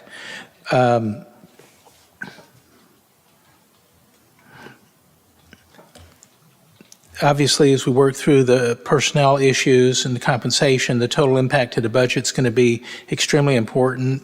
That's what we're trying to do, is get some sense of where we think we should be heading. But again, for staff, I view staff a little bit differently from police and fire, from the sworn service. And so I just want to make sure that we're looking at the right percentage to get us where we need to be, not only to be competitive for Farmers Branch, but competitive for the market.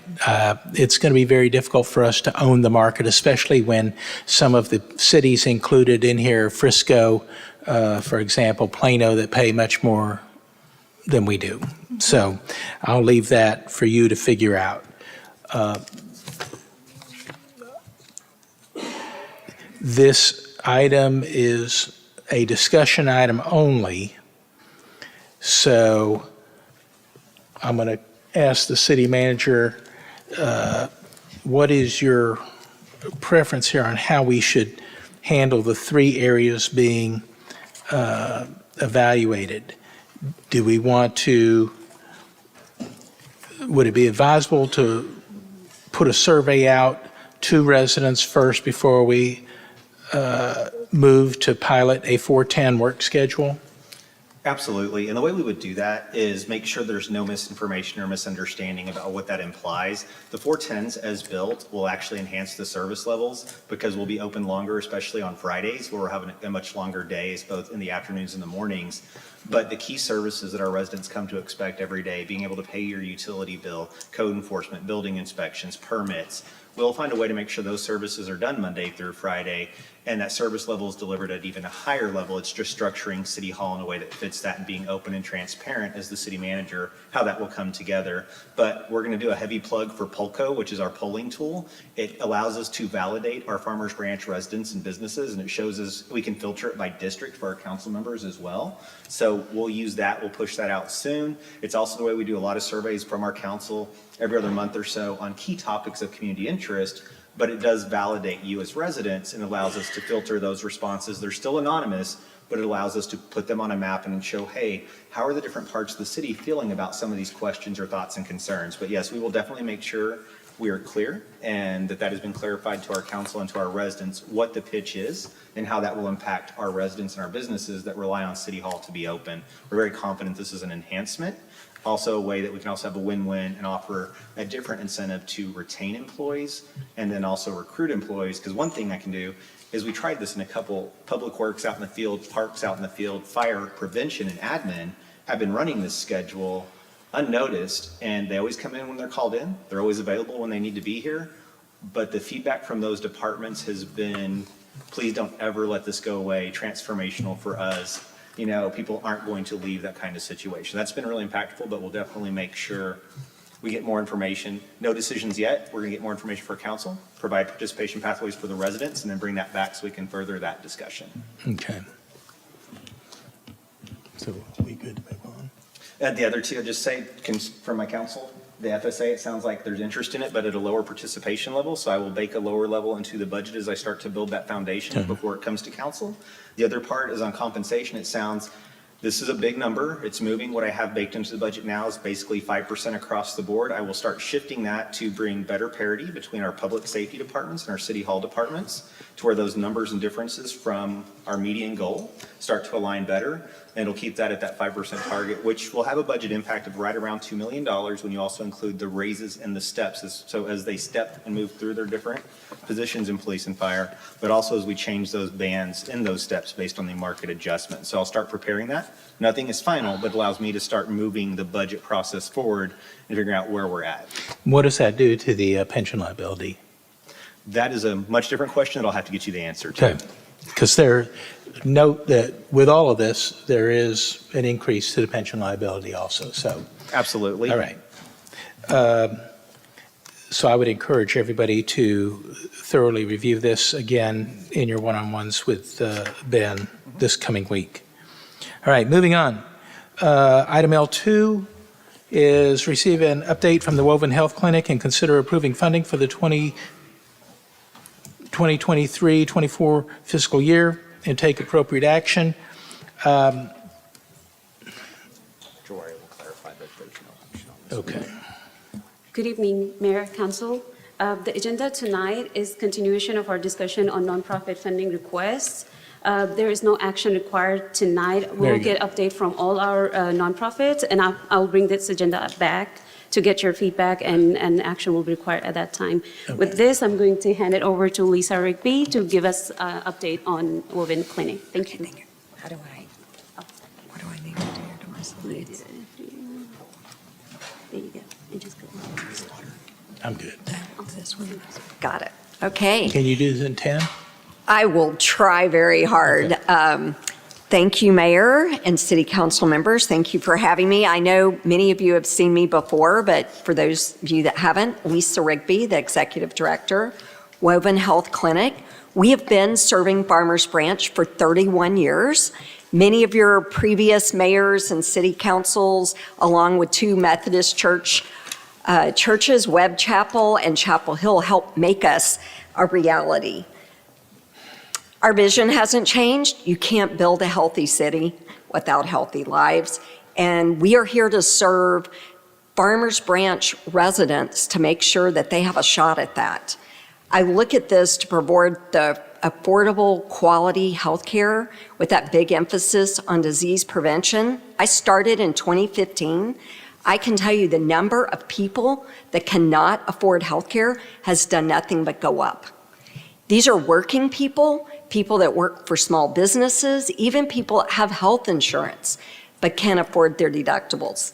So that's who we are and what we do. This is who we serve. We serve a variety, all different ethnicities, all different ages. We do have a really strong Latino population. And just so you know, we do have a lot of bilingual staff. It's very important for us. Even in our Carrollton location, we're trying to add more Asian speakers to make sure that wherever we are, that we are trying to provide the best health care in a way that our patients need it. The different areas that we provide, so we do all the things you expect. Sick visits, treat flu when people are out. We handled COVID. I don't know if you remember, I'm so glad it feels like that's in the rearview mirror, even though it kind of comes up. But that was almost like being in a war zone for a while. So we're kind of all coming out of that, but there's still a lot of sick people. Luckily, it's not mostly COVID, it's other things. All the flu and all those other viruses are back. But a key thing that we do is disease prevention. And I'm going to show you our model because 50% of all the chronic diseases can be prevented. And if we work to do that, we will save the city money, we will have healthier people, they'll be able to work and provide for their families. The other key thing we offer is on-site mental health. Today, one of the things that most people are struggling with is depression and anxiety. Those are the top 2 mental health diseases. So we have integrated on-site behavioral health at our clinic, which makes us, I think, gives us the ability to treat the whole person. We do a little bit of women's health. Most of this is around pap smears and Well Woman Check. So this was 2021 outcomes. I guess the big highlight I want to talk is the red. We are seeing a lot more serious mental health challenges since coming out of COVID. Everybody asks me, well, what's causing that? I think it's a combination of things. I do think it's some of the after effects of shutdown and people being isolated. I also think social media. There's just been so much change and stress. People lost their jobs, the jobs came back. I feel like that's a lot of it. We are seeing that. We're seeing that in more severe ways. Just a few weeks ago, I had a patient literally having a mental health breakdown in our lobby. It was so obvious to me. And even as mental health professionals, it's really hard. If we can't treat them, then where do we go to get that treatment? There's still not a lot of good options. A lot of outpatient, but it's really hard, and I'm sure that your police and fire can speak to this too, is having people that really need more longer-term solutions. But we try to deal with whoever walks in our door the best that we can. The green are things that we did really well in 2022. So 82% hypertension, that's like top 5% national standards. Our diabetes control, very good. The one that I feel most proud of is the fact that, the estimate is 40% of Americans have prediabetes. The majority do not know it. We test every patient that comes in our door for prediabetes, and as soon as we know if they have it, they're made aware of it, and we'll put them on a plan so they hopefully won't get diabetes. That 12% were the percent that went back to normal, and there was another 65% that did not progress to full-blown diabetes. So I feel like that's really something that we're very good and focused on. Cost per patient, $1,200 per year, not per visit. That sounds like a lot. It has gone up, but to put that in perspective, for my insurance, I'm 59 years old. My insurance is $13,000 a year plus a $3,000 deductible. So that, if you look at that, $1,200 a year for everything we do is a really good number. And this is what we do. The patients come in, we do a lot of assessments. We also ask them about exercise and how much fast food they eat, how many vegetables, along with other questions. We ask about sleep and stress. I hope your doctors are asking you about those because they really are super important to your overall health. But we also do lab work to find out what their cholesterol, we take blood pressure, we do all of that. We put a care team together. Our care team has a registered dietitian along with our behavioral health and our nurses and the other group. That makes us unique and different. It's a great model. We've done it since 2016. It works. We've won several different recognition, which I'm hopeful we will get those again this year. We're an NCQA, which less than 7% of all clinics have. In Texas, we're very proud of that. It's very hard to get as a recognition. And just to give you the highlights, I mean, this year we're happy people are back. We're back. Our events are back. This is the first full year that we've been able to say that. The challenges, you heard about it previously. Staffing. Staffing is a big challenge in healthcare for all clinics, for all hospitals. The cost, so vaccines are up, supplies are up. Our lab cost went up. We used to get them completely free from LabCorp. That ended December 31st of 2022. We do have a very 80% discounted contract in place, but it's definitely a challenge. This year, I would just tell you that the state of what we're seeing is more mental health, more serious health conditions. That's what my providers are telling me. We have people now that are walking in. A lot of people did not get care during COVID. Now they're walking in. We're seeing a lot more cancer screenings that are coming back positive for breast cancer, for colon cancer, for those type of things. So I feel like healthcare, we kind of had a lot of funding, everybody was focused on it, and now everybody's pulling back and it's presenting some challenges. In terms of the cities, this is the funding that we've received for the 22-23 year. Carrollton gave $200,000 plus the normal annual grant we get of 10. Coppell gave us $125 this year, and we're also getting $125 next year from their ARPA funds, as well as their annual $7,000. And then you can see what you guys had given us previously. That's the previous number.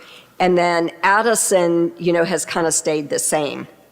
This year, my request for 23-24 is $50,000, and that's because of changes that have been made.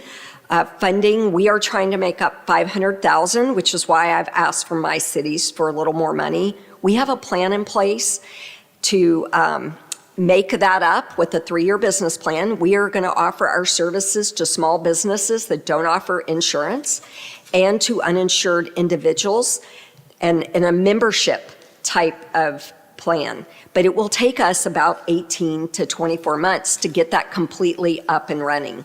So that is why I am here to ask. Someone asked at the last meeting, what percent is that of the budget? So I did go back, and that is 2.8%. And if I look at the number of patients, last year it was 40% of our patients were from Farmers Branch. So I feel like overall, while that is a lot, my hope is not to have to come back and ask for that. I know you have to make hard decisions, but we really do need your support and assistance so that we have a shot to stay here for the next 31 years. And, this year, the beginning of the year was tough. Those labs really impacted our patients, and it took us January and February to get something in place for them.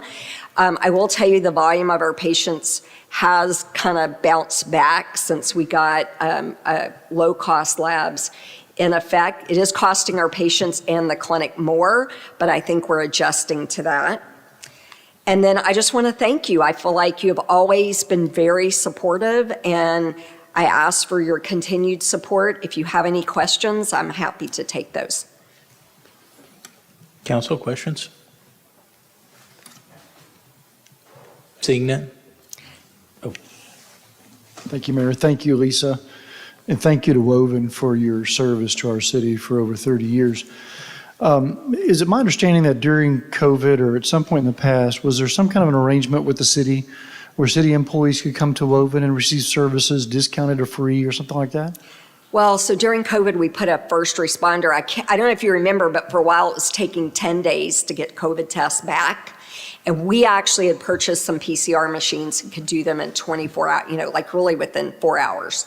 So we opened that up to all the first responders. We did have several police at the time, and I believe some fire and maybe some city employees. We opened that to our 4 cities where they could call an emergency number, get in. We prioritized them, got them right in, got them the results. And that was, we had COVID care kits we were giving them. It was very hard at that time to even get the results. So we did run that program, and we did have several participants from Farmers Branch who came to that. Okay, thank you. I knew I was recalling some kind of a partnership or Yeah. arrangement there. Okay, thank you very much. Yes. Okay, thank you all very much.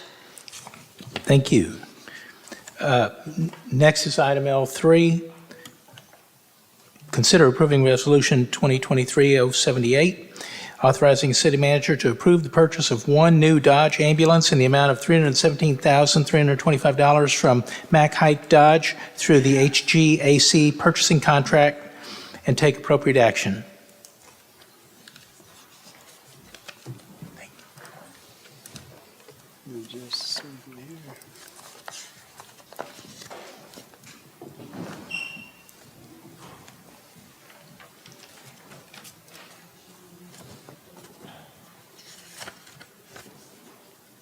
Good evening, Mayor, City Council. Tom Higgs, Director of Fleet Facilities Management. I'm here tonight, so imagine for a moment the stress that an ambulance goes through during an emergency response. From hard acceleration to hard braking, to the patient that's likely in pain, to the world-class, obviously, EMT support that we have here in Farmers Branch, trying to administer care, all while traveling at a high rate of speed. Dodging other vehicles and obstacles along the way, and even sometimes having to go into the shoulder of the road and dodging large potholes. All this while trying to provide excellent service. So maintaining a safe, stable, smooth ride requires an ambulance with suspension and a assist shock system that is up for the task. And speaking of a safe, stable, smooth transport, I'll also have a second item coming up on the next agenda for a integration for a new COTS system to be integrated with the new ambulance. So the vehicle being replaced does meet the replacement criteria that we've used. This one is 8 years old and over 80,000 miles, and that is the new criteria. So we are moving forward with that. The budgeted amount was originally $260,000. And as you can imagine, vehicles have continued to increase, and so is this one. And the ambulances are now costing over $315,000. And although this may look like a regular truck, I assure you that it is not. It's on a special purpose-built chassis. It has an air ride with auto leveling capabilities, and also it has immediate rebalancing, again, all for the transport of not only the patient, but also the provider. So with that, I'm seeking approval for the purchase of one replacement ambulance from Mack Hike Dodge through the Houston-Galveston area purchasing contract in the amount of $317,325. Councilman Roman? I just have a quick question. What's the turnaround time to get this? So right now, we're looking at 18 to 24 months. Okay, thank you. Councilman Merritt. Tom, how many ambulances do we have in our fleet? There are 3 frontline units and 1 second line unit. Thank you. Councilman Jackson? So Tom, you said the current replacement schedule is 80,000 miles. We're replacing an ambulance with this new one. We have an ambulance today that's at 80,000. We're anticipating reaching 80 by the time this one can come in. So this particular unit that we're talking about replacing today is 8 years old, 81,130 miles, I think, as of today or yesterday. So 10,000 miles a year. Give or take. Most of that driving is just within Farmers Branch. That is correct. Yeah, okay. And again, when they're driving in a different condition than just traffic. Right, okay, thank you. Of those other ambulances, do we know the mileage on those? I don't have that off the top of my head, but we do have one coming up for next year's budget as well, so. Okay, so we might remind council that this expense was already in this current year's budget. So, but you've just put us on notice for another request coming for next year. That's correct. Okay. So this item is, well, are there any more questions, Councilman Mayor? No questions. Okay, this item is marked for action. Mayor, if it's appropriate, I would like to make a motion to approve resolution number 2023-78 as presented. Second. We have a motion by Councilman Merritt, a second by Councilman Roman. Any further discussion? Seeing none, if you would please indicate your vote.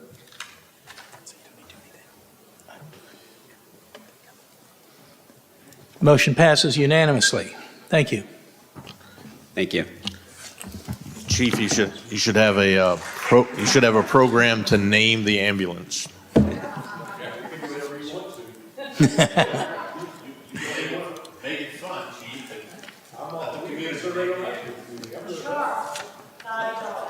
Okay. Moving on, item L4, elect Mayor Pro Tem and Deputy Mayor Pro Tem and take, Deputy Mayor Pro Tem and take appropriate action. Council? Mayor, I'd like to nominate Richard Jackson for Mayor Pro Tem.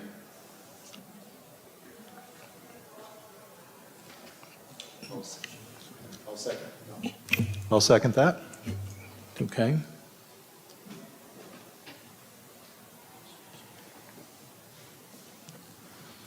Anything? Councilman Jackson? You? I'll nominate Councilman Omar Roman as Deputy Mayor Pro Tem. Is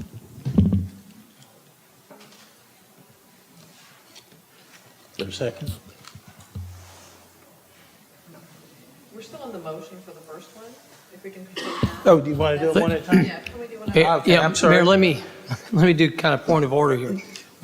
We don't typically do nominations. Someone makes a motion, gets second, it's discussed. So it's really not the normal process to nominate somebody so you have an array of candidates. Let's take a step back then. So we had a motion on So item I'll make a one. motion for Richard Jackson to be Mayor Pro Tem. Okay. No.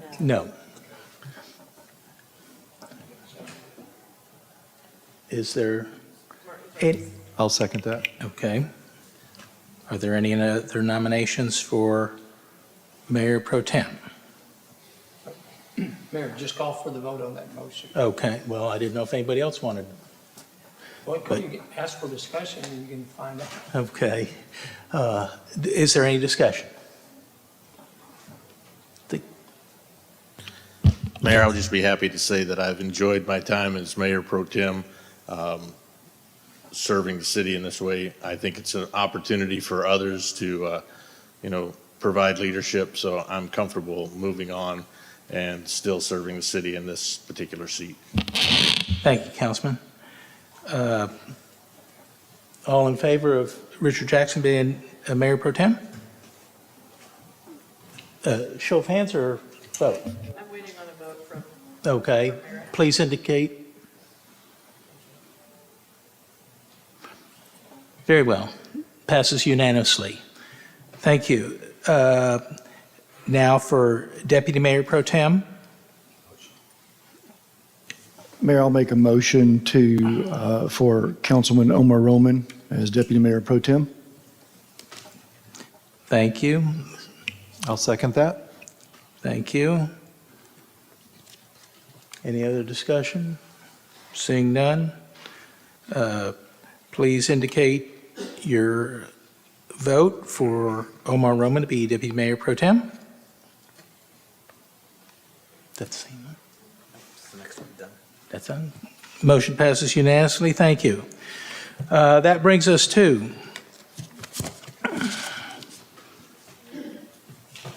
citizen comment. We did not have executive session tonight, so there is nothing to report there.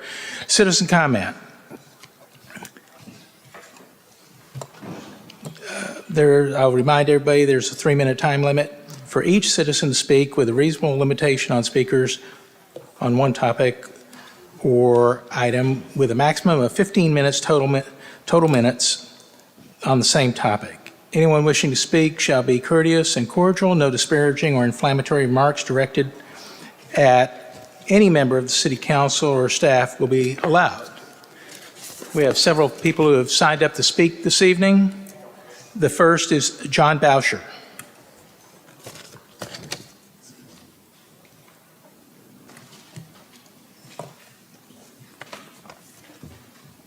Thank you, Mr. Mayor, councilmen, and staff. Good evening.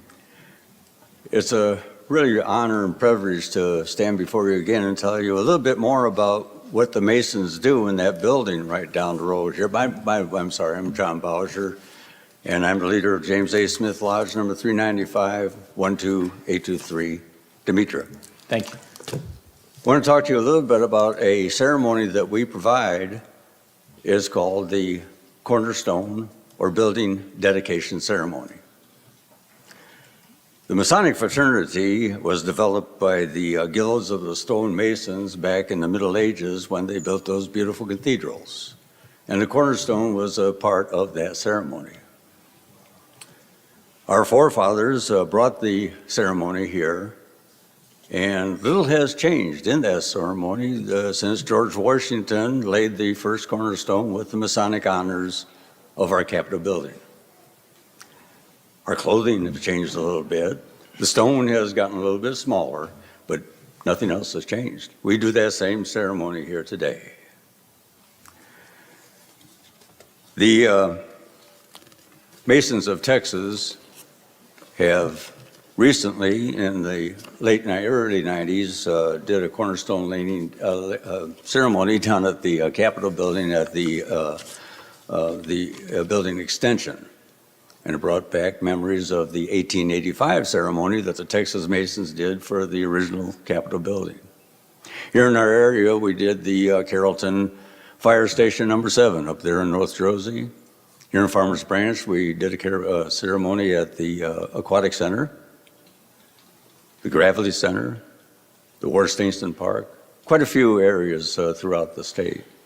And it would be our honor and privilege to do that ceremony again for that new event center that we're going to have built for early next spring. So with the council's approval, we would like to move ahead with that process and get together with the city manager, the architect, and contractor to see what we can do about performing that ceremony for our city again. And we do appreciate all that you all do. Thank you. Thank you. Next, we have David Prince. When you come up, please state your name and address. My name is David Prince, 14400 Midway Road, Eagle Gun Range in Farmers Branch. Thank you for letting me have a gun range in this fine city. It was a battle, but it was worth it. I'm here, one, to tell you how proud I am of you, Mayor, you and your sweet family. Really proud of you.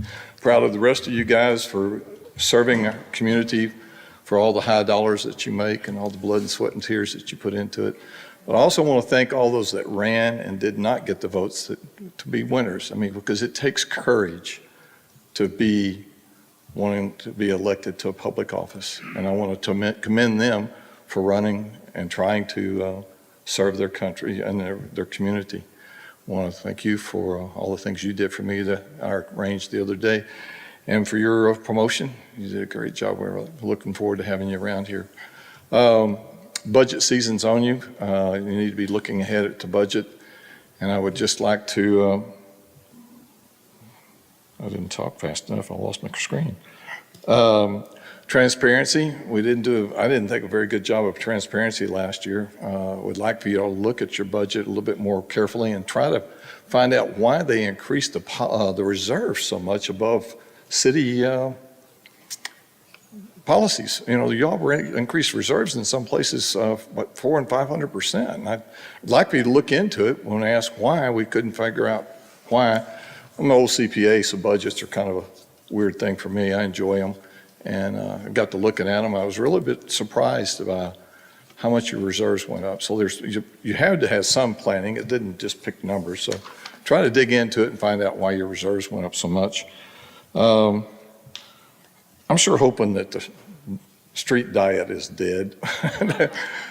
I mean, that's going to majorly impact my business. I don't know if if you do decide to go ahead with it, please be sure to do what you do to an SUP and canvass the people along the road and ask them what they think. It's impacting our businesses. We've survived Addison's improvements, and so they're increasing all the lanes through Addison, and y'all are talking about decreasing them, so I'm hoping y'all might reconsider that one. The last thing, you just had the HR up here talking about retention and recruitment and retention. Allison with EDC does a great job with recruitment. Grace Spees with the Chamber of Commerce does a great job with retention. I wish y'all would consider increasing their budget and put it back to where it was and supporting that chamber.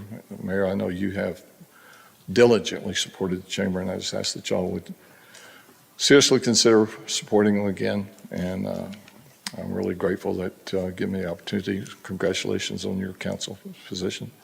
It was a high honor for me, and I know it will be for you. God bless you guys. Thank you for your service, and we appreciate it. Thank you. Thank you. Next up is James Lockridge.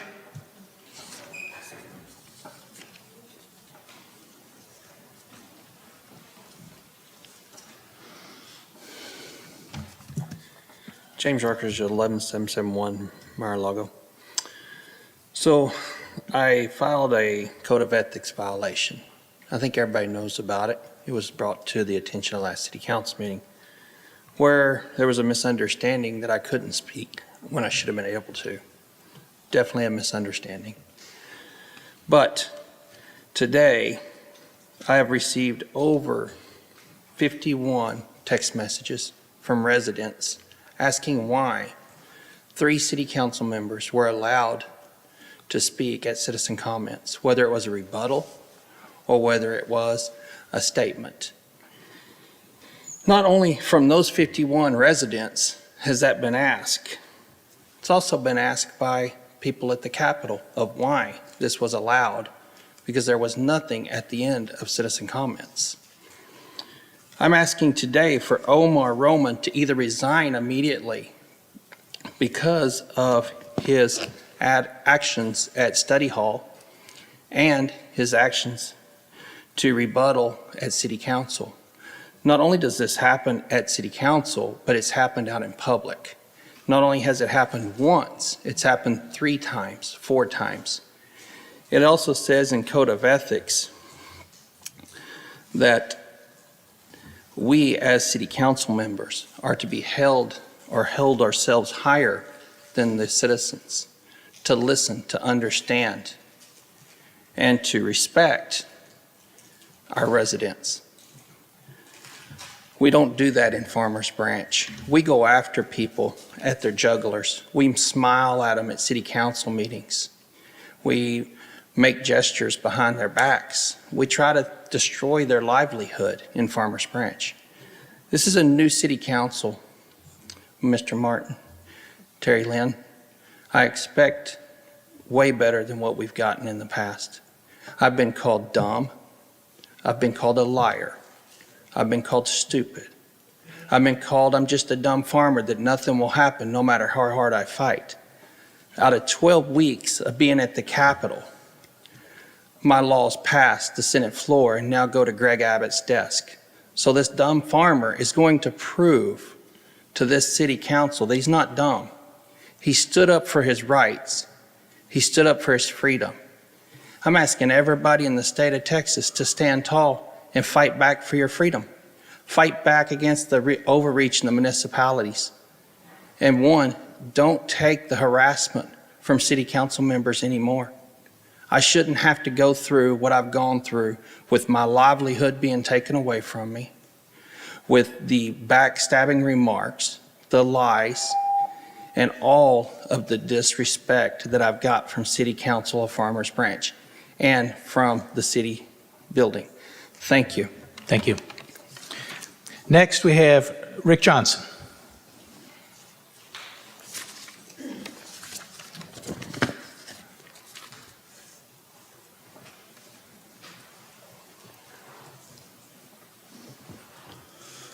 Council members, Mayor, congratulations on your recent wins. Hopefully, you will change the city and get us going in the right direction. And that's going to be listening to the people. I do have a couple of things I want to address. One of them is this election was the nastiest, dirtiest, lying election we have ever seen in Farmers Branch. Nothing even begins to compare. You had boards that were acting like political action committees. You had groups from schools attacking people who were running for no other reason but just to make lies and cost people an election. You know, I've been here for a long time, been doing this for a long time. What I've seen is you've had employees that have had stuff put in their heads that causes problems. I mean, Mr. Lynn, I want to apologize to you and your family right now for what you went through. It was ridiculous. You had people in your homeowners association that gave tens of thousands of dollars to somebody just so they could do a witch hunt about things that were absolutely not true. This man wasn't here during the illegal immigration stuff. He had nothing to do with it. But every time you got on mom's blogs or anything else, there was a new nasty rumor going around. And you know what? There's people in this city who the city supports their interests, and they did the same thing. It's time to reevaluate the way things happen around here. And it's time to reevaluate what boards are truly about.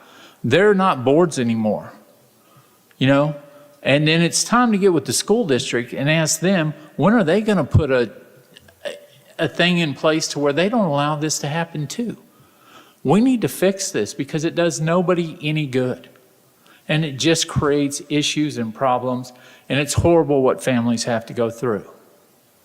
And you know what? It starts at home, so I implore you to take a look at what you got going on in the city and change it. And if people want to be like that, they don't need to be on boards.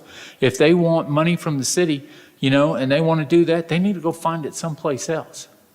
And that's just the fact of it. Other than that, we've seen some stuff at the elections where people had voted, their names never showed up. Maybe it's time to look at a different alternative. Seriously, because people want a fair election. People want to be heard. They don't elect you guys because, I hate to say this, you're the smartest people in the world. They elect you to do the business of the city. All the fringe stuff, you know what? They want to vote on it. They want to have a say. And you need to let them have that. There's some of you that have committed to that. And that's great. Maybe we can turn the page. And the witch hunts have to stop. You know, if you're dissatisfied and stuff like that, you don't come and ask for a resignation. You try to sit down and reason and figure out the problem and go from there. And that's what I have to say to you tonight. Again, congratulations. Do a good job. Think of the people. And when you're thinking about the budget, think about all the people who haven't had raises in 2 or 3 years, that they're going to have to watch this. Have a good evening. Thank you. That concludes our meeting for this evening. I'll entertain a motion to adjourn. All right, I'll just adjourn it. So be it. Meeting adjourned at 8:33.